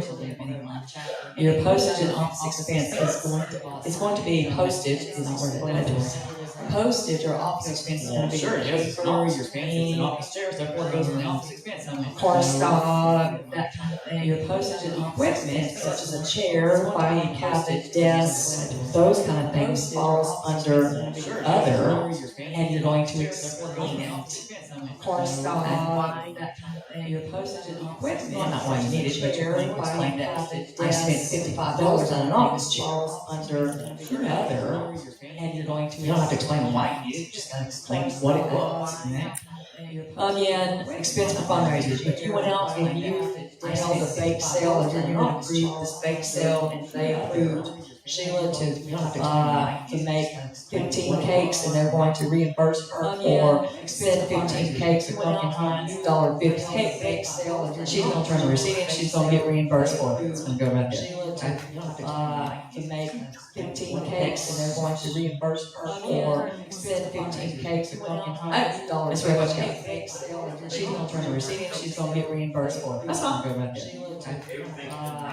Yeah, absolutely. And so the question is, if you have a bake sale and everybody donates anything, then it's not costing, nothing's going to matter here other than the income for the above, which is fundraiser on the income. So there's no expenditure there, so everybody's donating. So you're good to go. Nothing's going to matter here other than the income. And then on the bottom, which is fundraiser. Alright, so closing balance after all expenditure disbursements, your checking account, you're good to go. Does everybody know that when you do your monthly checking account, you must reconcile your bank statement? Does everybody understand what it means to reconcile a bank statement after all expenditure disbursements? Your checking account, well, does everybody know that there's some you do need to do what it means to reconcile a bank statement? You must reconcile your bank statement. Does everybody understand what it means to reconcile a bank statement? We've had folks go, oh, this is my bank statement. This balance, it says I have $1,050. So on their report, they go, we have $1,050 in the bank account. What they didn't take into consideration is that they have 3 checks out that have not cleared the bank yet. It says I have $1,050 of $150 on their report. So really, you only have $900. $1,050 in the bank account. So you got to reconcile your bank account. You check every month. It must have not cleared the bank. If you flip it over on the back of the front page, it says reconciliation. So really, you only have to do $900. If you don't, and you're still confused, call me. Reconcile your bank account. It's not hard. Every month, I got you. Right? But you got to do that. And then so that's where that balance. Once you reconcile, that's where your balance is. Total unit assets, it's the same thing. Those 2 numbers should be wrong. And then you reconcile. Any questions on treasury? I got you. Right? But you got to do that. And then so that's where I told you that you're going to do 2 reports. This is your treasure summary. Again, total simple. Unit name, number, date of meeting. Those 2 numbers should be wrong. Recording period from October 1 to October 31st. Beginning balance of last report cleared was. Remember I told you that you're going to take from your treasurer's report that you just did. Simple. Receipts, total disbursements, closing balance. This is your checking balance. Checking balance from your reconciled bank statement. Remember total of assets. Check match your checking account. Sign it, and you're going to give it to your adjutant to hold the file. Next. Checking balance from your reconciled bank statement. Your AFR, annual financial report. And you're going to give it to your adjutant. Our chapters had a little hiccup this year. It's okay. But we got them done, didn't we? We got them done. Everybody's got theirs in and done. And everyone is good to go now. Our chapter. We as a unit this year, we file a national annual financial. We got them done, didn't we? We got them done. Everyone, it's standardized, it's across the board. There are instructions for you to download on the DAV Auxiliary website. If you're not sure how to do it, if you're unclear how to do so, call me. I'll walk you through how to fill out your annual. It's driving down the road across the board. There are instructions. Fill people's annual financial reports out while I'm driving down the road website. Just like, do you have this, this, and this? Yes, I do. How much was this? This is where this goes. Put it right here. You're going to explain it. Put on the second sheet. Itemized for income. Itemized for disbursements. Walk through many. It's okay. I can walk you through it if you're not sure how to do it. Next. How much was this? This is where this goes. Put it right here. You're going to explain it. Put on here's your income. This is itemized for income. We don't do bingo. If you have a job, that's where that's through it. If you're not sure how to do it. We don't do thrift stores. We don't do kitchen. If you do, that's where it's going to go. If you have an income, interest, or dividend from checking or savings or CD, that's where it's going to go. I don't get any interest from my checking account, so I don't have any of that. Kitchen, national fundraising, that's for the parks. If you have only other incomes or donations, funds, sometimes you have a check, let's say you have a check that didn't clear. I don't have any of that. Now it's the end of the year, and you wrote the check in November last year. It's July 1st. Check didn't clear. You gotta put it back in there somewhere. Alright? So you're gonna explain now that you voided out check number 10 from that was written to Mary Jo that she lost, never cashed it. Check didn't go down. That income money has to go back into your check register. It's gotta be shown somewhere in your report. From that was written money received from chapter. Somebody said they get monthly donation from that's on your annual financial report. That's what where that's going to go. It's got to be shown somewhere. All right. So total all up, that's where you get. All right. Make sure it comes to. I love this line. It says if your totals of lines 2 through 8 exceed $300,000, you must. Your report must be audited by a certified public accountant. That was my reaction too. I laughed. None of us make $300,000 in a year. If we are, I want to talk to you. I need you to be my best friend. Wait for that donation. That's what we're waiting. Yeah, we're waiting for that donation. She said. So next. Kathy, I have a question. Yes. We do forget-me-not drives, and the money goes to the chapter, and they give us a portion. Do we put it under forget-me-not or money received from chapter? Are you? It goes to the chapter first. I'd like to say that there's a change in that, because what happens is we were getting it, putting it in our bank account, and they're writing a check. So consequently, we had to take 15% to the department on that.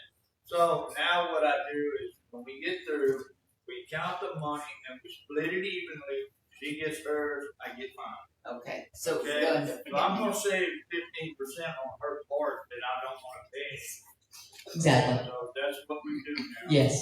Okay. Yes. So in that event, yeah, it's definitely going to go under forget-me-not drive. Okay. So even if it had come back from the chapter, it's not a donation. You still went for forget-me-not drive. So it would go under your forget-me-not drive. Right? I have a question on that though. They helped us with our forget-me-not drives. They helped us with our golf tournament, and we made a substantial amount of money with all this. And I paid her $4,000. Okay, where would she include that at? Because I put her $4,000 as forget-me-not expenses on my report, and the reason being is that she helped with forget-me-not as a chapter. I just put it as a forget-me-not to balance mine out, and that's because it was in another one that wasn't on the annual finance report, and I was having a problem. Right. So I put hers as my forget-me-not expense. But a portion of the money came from the golf tournament, correct? So yeah, but we were not sponsoring the golf tournament. Right. No. It was just a donation there. Yes. So that's going to fall under donation. You can split that, Marlene. You can split it. So if you know that, say, 3,000 of it came as a donation from the golf tournament, that y'all did, and then you did $1,000 split from the Forgive Me Not, $1,000 here, $3,000. Okay. Right, and just explain that your donation was from the golf tournament. Yes. Yes. Okay. Our chapter does a raffle for a steer. Right.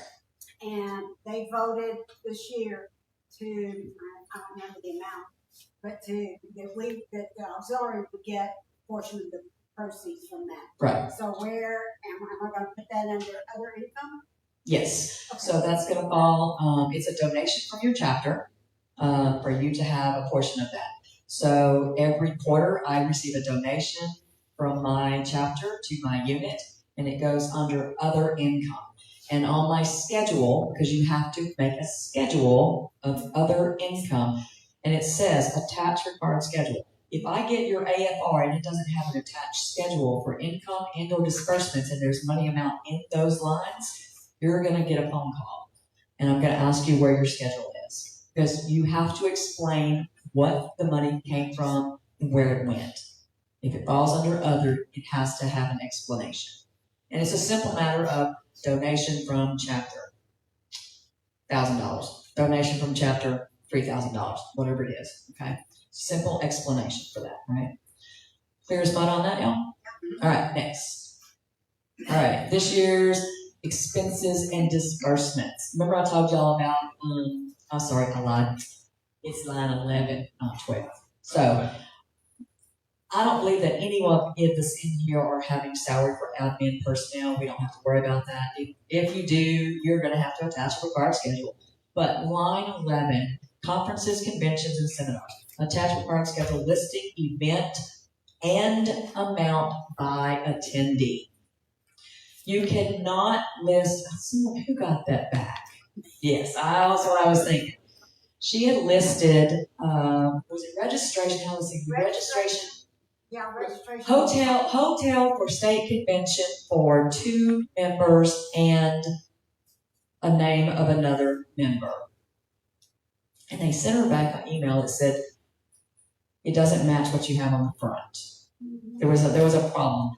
This says you have 2 members and you have more money going out than you should have had coming in or whatever. I was like, okay, I didn't understand it to start with, but in my book, in my mind, if you have registration and it's $50 a member and you have $100 or $150 out there and you have 2 members plus this individual's name, 2, 3 makes 150. Yeah, So, that's exactly what happened. you know what I'm saying?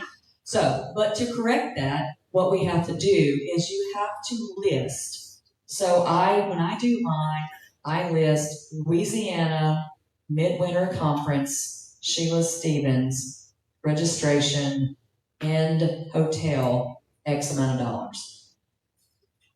Heather Patterson, registration, hotel, X amount of dollars. I literally list every member under whatever the event is, and you have to list it out and be specific so that they know, and then at the end of the bottom of it, you total it up. Your total on that page must match the total that's on this page, okay? So make sure you're just checking all of your totals, right? So postage and office supplies. Keep in mind, if you're buying equipment for your office, it should fall under other expenses, not office supplies. Office supplies, staples, paper clips, paper, cardstock, ink. If you're buying a new Xerox copier, it's going to fall under other or office expense because that's a little bit more. That's office equipment. Okay. So if you actually read the instructions on how to do your AFR online, it will tell you what your office expenses are, and you don't include equipment, right? So service charitable donations, line 13. That's a big one, and we're looking at that right now because a lot of our units and state departments are not having, if any, money put on that line. So that tells us that we're not spending our money on service to veterans and their families, on charitable donations. All right. So if you have on line $11,000 and you have 0 on line 13. And you got on the ending balance down here after everything in and out, you got $10,000. We might need to talk. I'm just saying. Yeah, Ken. So, forks, knives, cups, that we were going to. Other expense. Now, what is it for? Is it for a fundraiser? Well, it's for our Thanksgiving dinner and Christmas that we have in our storage area. We have Other a expense. coffee cup that we make coffee every time we have a meeting. Other expense. You're gonna fall, if that's gonna fall for you guys, it's gonna fall under other expense. But again, your AFR and our AFR for nationals are different. So you have to keep that in mind. I put that in office supplies because we use it for. I understand. I understand. And again, y'all, that's a Kevin and you conversation. I don't get into that. He don't cross over and I don't cross over. Just because we're Department Treasurers together, we don't cross over. Although I do his for him, but that's neither here nor there. Yes, Just don't tell him secrets. Okay, our unit voted to do 2 wreaths and wreaths across America. So where do I put that? Nope. Sorry, can't do it. Hold on. Can I pause the video and go on a rant real quick? Can I pause the video and go on? yes. We're gonna mute then.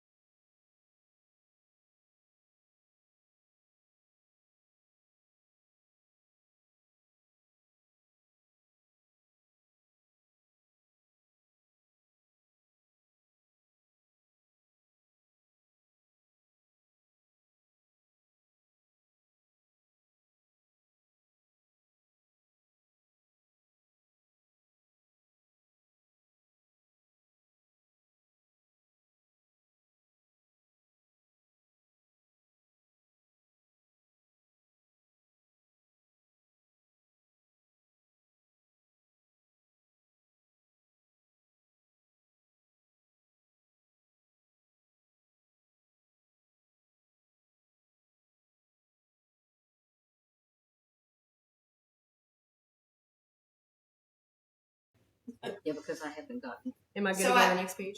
I have a question. Yes. We had 2 active members that were deceased, and we decided to make a donation to $50 for each of them to National. We would put that under service charitable donations. Yeah, I don't see why not. Okay. I think so. Absolutely. I don't think there's a problem with that. If you're making it in a memorial for them, I don't see there being a problem with that at all. Yeah. So again, just be good stewards with your money, not self-serving so much, but more in saying that with our mission of serving veterans and making veterans, betterment for their lives and their friends. So forgive me not expenses. If you bought forgive me nots, that's where that goes. And auxiliary members, you can call National and buy forgive me nots. You do not have to go through your chapter to facilitate those forgive me nots. You can do it all on your own. How about that? Bingo expenses, we don't have any unless you're playing major big. We don't do bingo expenses unless you're with charitable gaming. So don't do it.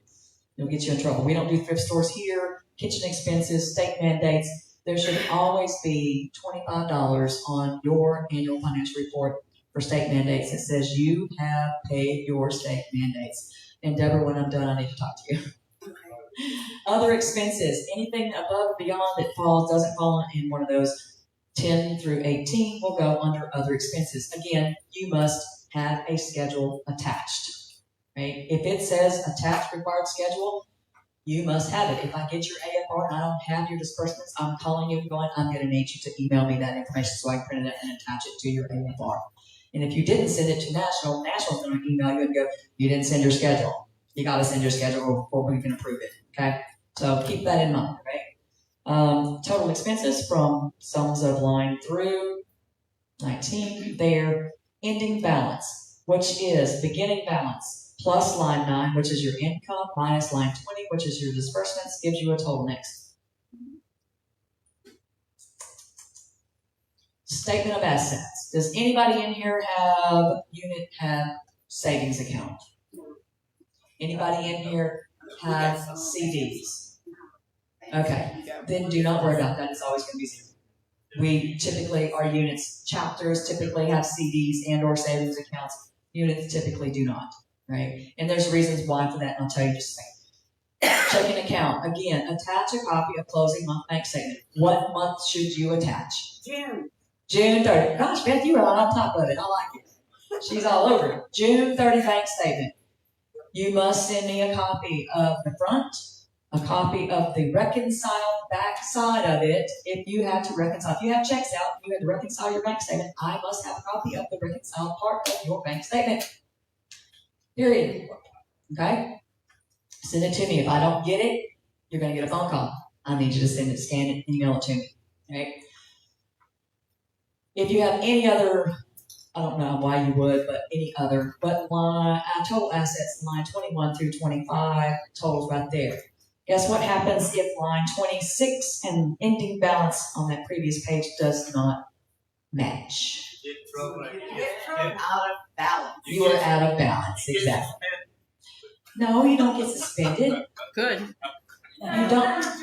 We're not quite, Ken, we're not quite like that. You're going to get a phone call from me and I'm going to say, hey, we need to talk about your AFR because your ending balance and your total asset balance does not match.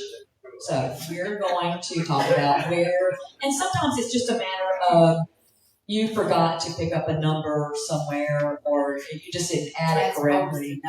Yeah, something along that line. And I mean, again, your report is a little bit different than what we do, so it's a little different, right? So, God bless you. So, anyway, you're going to get a phone call if those two lines don't match, right? So, those are the things that's my job is to help you with, right? Next. The next part of your, right here, all information below is required. Please print legibly, or you're going to print it on the fillable form. This is all fillable on National Line, just so you know. It's all fillable. And it really is nice if you do it online and I can read it that way. Name of banks, bank, and branch locations. If you deal with Hancock Whitney, I don't need to know the name of every Hancock Whitney across the United States. Just the one that you typically deal with. All right? I can go to Hancock Whitney in Lake Charles, but I deal with the one in Maine. That's who I predominantly deal with. But if I'm in Lake Charles and need to make a deposit, I'm going to stop at that bank. But I'm not writing it on this AFR because I dealt with the one in Maine. Okay? Just the one you deal with. All right? Names of current signers on your bank account should be who?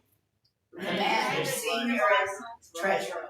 Y'all all cheated because you ripped up there and read that. What about your adjutant? No. What about your junior vice? No. Well, why the heck not? Don't need him. We have commander, adjutant, treasurer, senior vice. I know that. You do. See it? They're on the That's your side of the world, not this side. Don't confuse them. All right, commander, senior, treasurer only. And all three must be on the signature account. If you only have a commander and a treasurer and your senior vice hasn't gone there, that checking account is not a legal account. You must have all three signatures on the account. Period. No ifs, ands, or buts about it, right? Then you're going to come down here, you're going to find 3 members who's going to read through all of your books. And when I say all of your books, that means your unit adjutant's books needs to be available. Those minutes for the last 12 months needs to be available. Because if I'm questioning, well, why did we spend $100 to send Mary to conference? I don't remember us voting on that. Guess what? It better be in the minutes. If it's not, somebody's going to get in trouble. So it better be in those minutes. And it better be approved as who made the motion and approved, seconded and approved in those minutes. Okay? So do your due diligence and make sure that everything corresponds. Minutes, treasurers, they all correspond. If it's in your minutes, it's approved, you can write your check and it's in your treasurer's report on your AFR. Right? So name, have them sign it. Get their membership number. If they don't know their membership number, it's okay. It's all right. Get your adjutant. You look on the roster. It's okay. We'll figure it out. We're not the end of the world, all right? Or call me and I'll look it up for you and give it to you over the phone. Not a big deal. Signature of the individual who completed the report. Should be your treasurer. Could be your adjutant. Sometimes it's one and the same. And their title, right? The date that they did this and the date that it was done. It doesn't have to be the same date. Typically, you completed it on one day, the next weekend, you got 3 people together, and you had them audit, look at your books, and they signed it. All right, no big deal. But who cannot be an auditor and sign one of those 3 blocks? Anybody that's on the signature of the bank. No one from the signature cannot be on it. Can't sign the audit as an audit. Who else can't sign the audit as an auditor?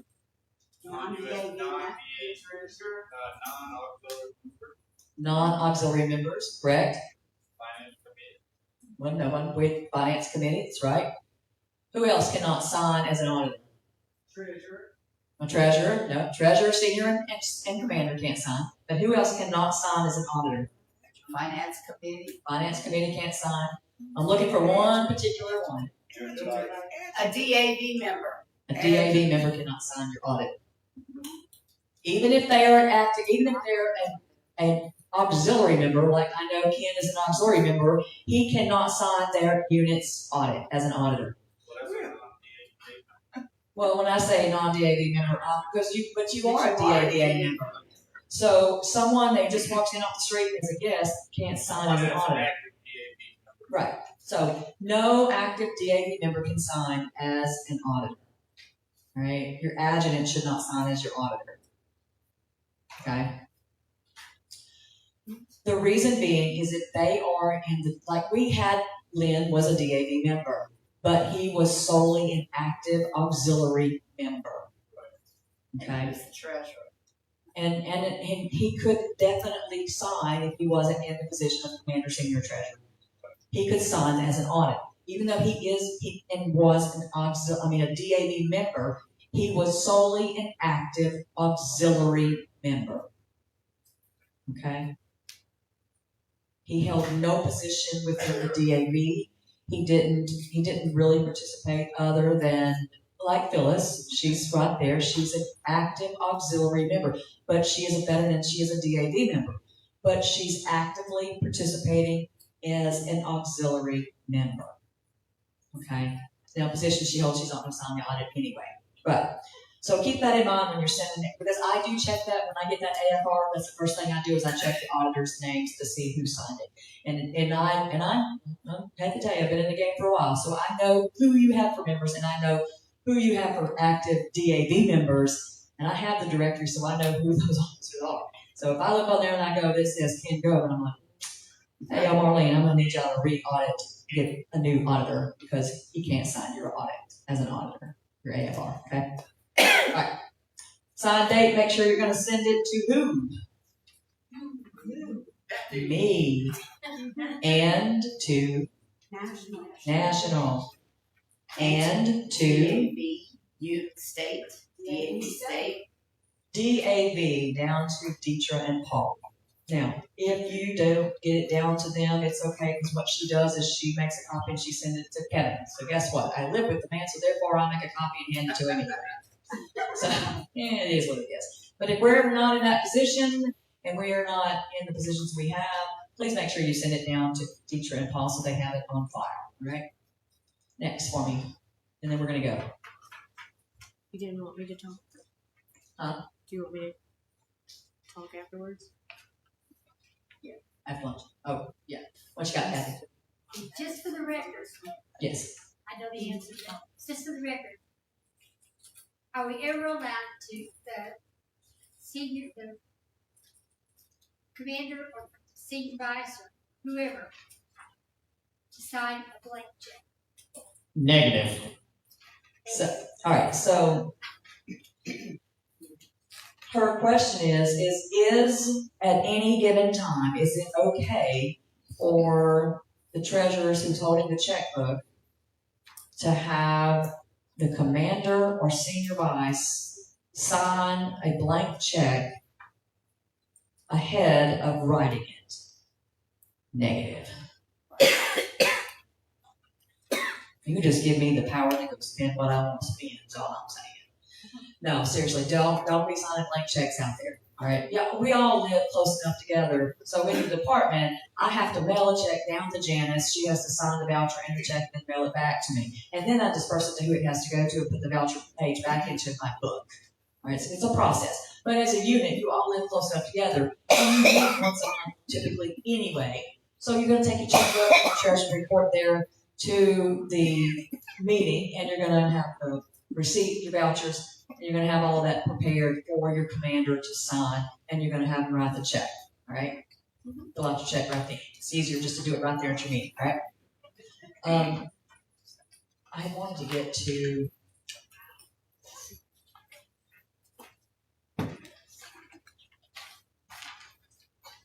You have 20 minutes. Huh? About 20 minutes before they eat. Okay, gotcha. Maybe. All right. Go, keep going for just a minute. Go. Oh, it's not. But why? Debit or credit cards are not allowed from your unit checking account. But why? Because You need two signatures to begin with.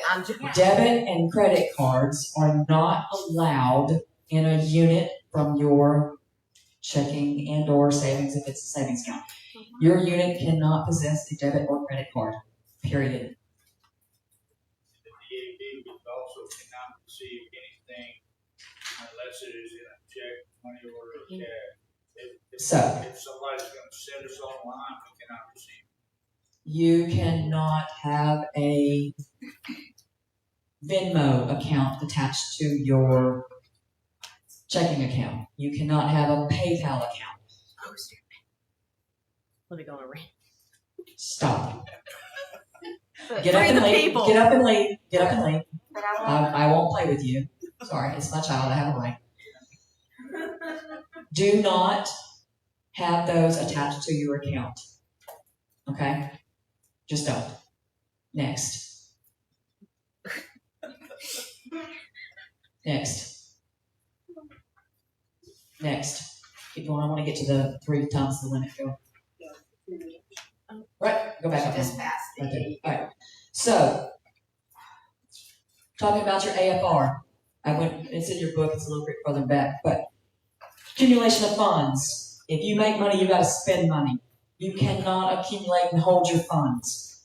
If line 26, the total assets of line 26 of your annual financial reports exceeds 3 times the unit and or state department expense reported on line 20 of your AFR from the previous year, you have too much money.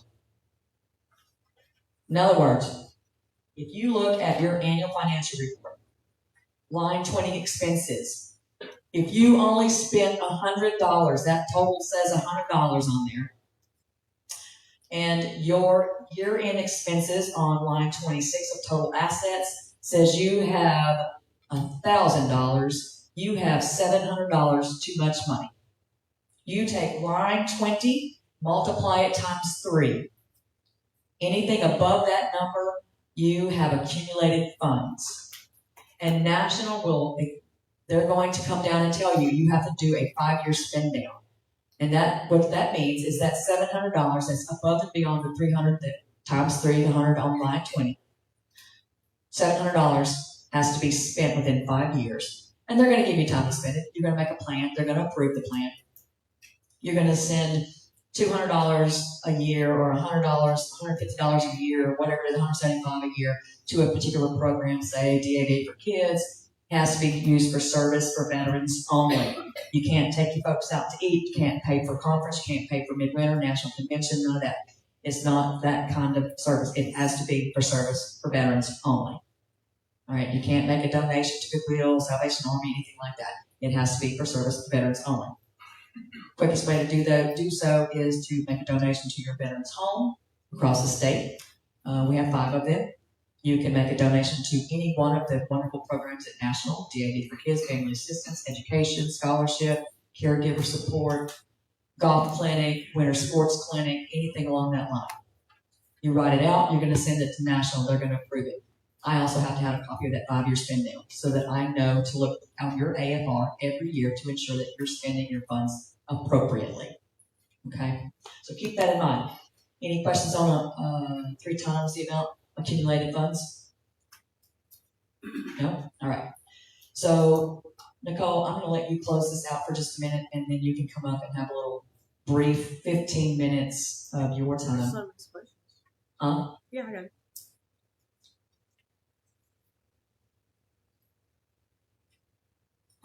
Watch. I'm just watching the time.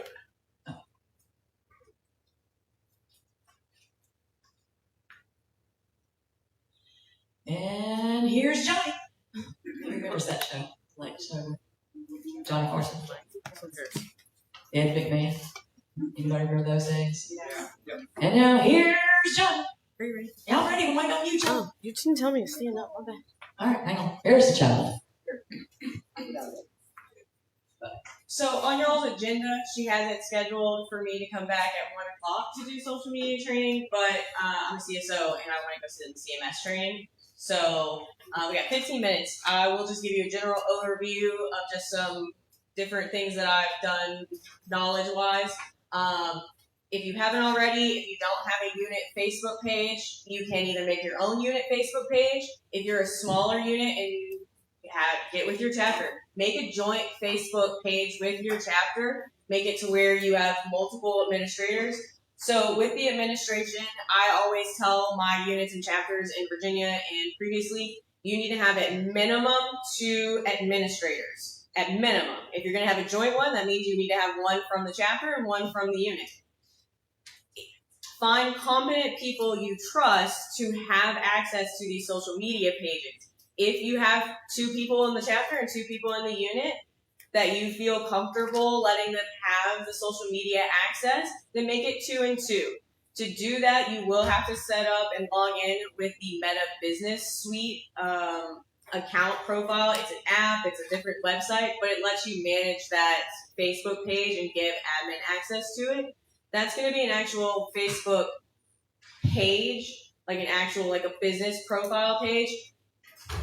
We try to stray away from doing the public group pages for the most part because those tend to have issues with moderation and they're a public forum page. So what does that mean?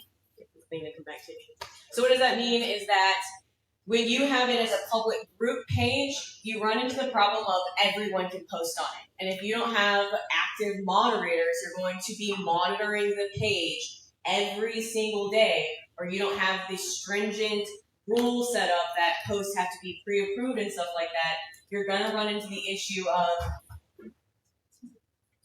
somebody from another country is going to be posting something inappropriate in the page. And I say that from experience because I will tell you, I've had to call another department and let them know that they had inappropriate conversations and posts going on their public profile group page. Don't do it. Just make it as a profile page, a business page, so that way it's only able to be posted by you and you have a much more control about it. I'm going to be here until Monday, so if you see me and you want help setting up one, you need help getting admin access, come find me. I can set up a profile page in about 5 minutes. All right, it's really simple. You just let me know. I'll help you set it up. Preferably, we're smaller. Start with Facebook. Don't go crazy. Don't be trying to have 15 different. You don't need an Instagram, a TikTok, a Twitch stream, a YouTube channel. Start with one. Start with one. And let's be honest, most of the people that we're trying to reach are going to be on Facebook anyway. And it's a great way for you to also interact with the other units, the other chapters. For those that do have Facebook pages, you'll know that I run Department of Louisiana Auxiliary, Department of Virginia's Facebook, my chapter Facebook page in Virginia, and I assisted with my unit Facebook page in Virginia, and I'm on another chapter in North Carolina helping them set up. I stalk everybody's Facebook pages. I interact with them. I like them. I comment. I follow every single unit, chapter, department across the country that I possibly come across. And when they do something good, I hype them up. I say, great work. That's a great fundraiser. Man, I love that idea. Interact with them because it's nice. It's nice when your unit or your chapter posts something and another chapter sees it and they're like, wow, we got recognition. All that hard work I put into that program. Somebody saw it. And when you're posting, when you have an event, post afterwards. So you guys saw me running in and out of the meeting today. So my chapter had a meeting today. All right, and so I zoomed into the meeting because I'm putting on here in the next couple months a really big project for golfing. So I had somebody else take pictures while they were at the meeting. Take a picture at your meeting, and then follow it up with posting it on your Facebook page. Had a great meeting today. We hit X, Y, and Z things. Can't wait to see everybody at our next meeting, which is on this date. You just killed 2 birds with 1 stone. One, you put out the publicity that you had people in attendance to your meeting. You got all this agenda done, this meeting stuff done. And then you put out your next date publicly so that anyone that's following your page knows when your next meeting is. Killed all the birds, 1 stone. It was amazing. What's up, Ken? That would be a requirement that I have to have an auxiliary member on there. I mean, right now our page is me, John Gunn. You do not. It is But what they do is purely a suggestion. They send to us. Yep. And if that's the way you want it set up, then that's more than enough. I don't know anybody in the auxiliary It's knowledgeable. that know how to do that. It's whatever's going to be best for you guys. I tell people that it is a suggestion. I try to tell people that because we're smaller, it's kind of pointless a lot of the times to have the chapter and auxiliary and unit have their own pages because then you're just dividing the attention. So like join it. But if you don't, if you have the auxiliaries ready to let you guys put it and they just send you the information, if that's a system that works for you guys, perfect. Do that. But if it's a system where you both have access, because maybe you've got more unit members that are more knowledgeable and tech savvy than the chapter members, then do it that vice versa. Just make sure that whoever has access understands that these are DAV pages, not personal pages. Do not put your personal opinion on there. Do not put any kind of political post. We are a nonpartisan organization, meaning you cannot post, you cannot comment, you cannot like any kind of political post on these social media pages. Don't do it, because I'll tell you, I see it, I will call you, and I will tell you to delete it. I will, because as I'm not in an official position for the Department of Louisiana, but I do run all the social media. I kind of self-appointed myself as the director of social media. But in Virginia, I am the social media committee chair, and I have called chapters up there, and I've called their adjutant and commander, gone, hey guys, I'm not a town sale, but hey, I saw your chapter page commented on this political post. Can't be doing that. We can't be showing that we're supporting one side, one party or the other. And think of it this way.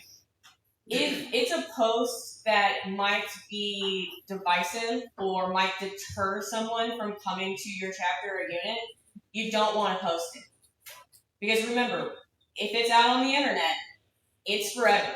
You may delete it, but you don't know how many people have screenshotted it before you delete it. So keep that in mind before you're posting. General rule of thumbs about your fundraisers: you can't solicit funds online. Big no-no. Don't do it. You'll get in trouble. You can promote your events online. So if you've got a barbecue coming up, you've got a holiday party coming up, you've got a raffle coming up, you've got XYZ, post your flyer. If you have a flyer, and this is one of just a personal pet peeve, if you have a flyer, it's a beautiful flyer, you worked very hard on it, and some of you are very creative, and it has a QR code on it. Don't post the QR code on social media. What am I going to do? Pull out another phone to scan my phone while I'm scrolling through Facebook with the QR code on it? It makes absolutely no sense. Amen. I did that. Okay. So make 2 different forms, or just delete the QR code off of one. It's just one of those minor things. Does anybody have any questions about like social media, website stuff?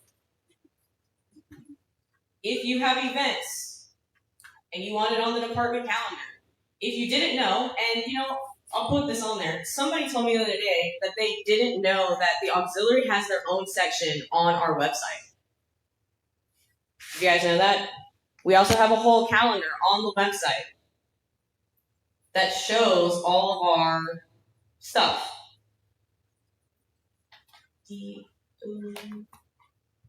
Can't spell, y'all.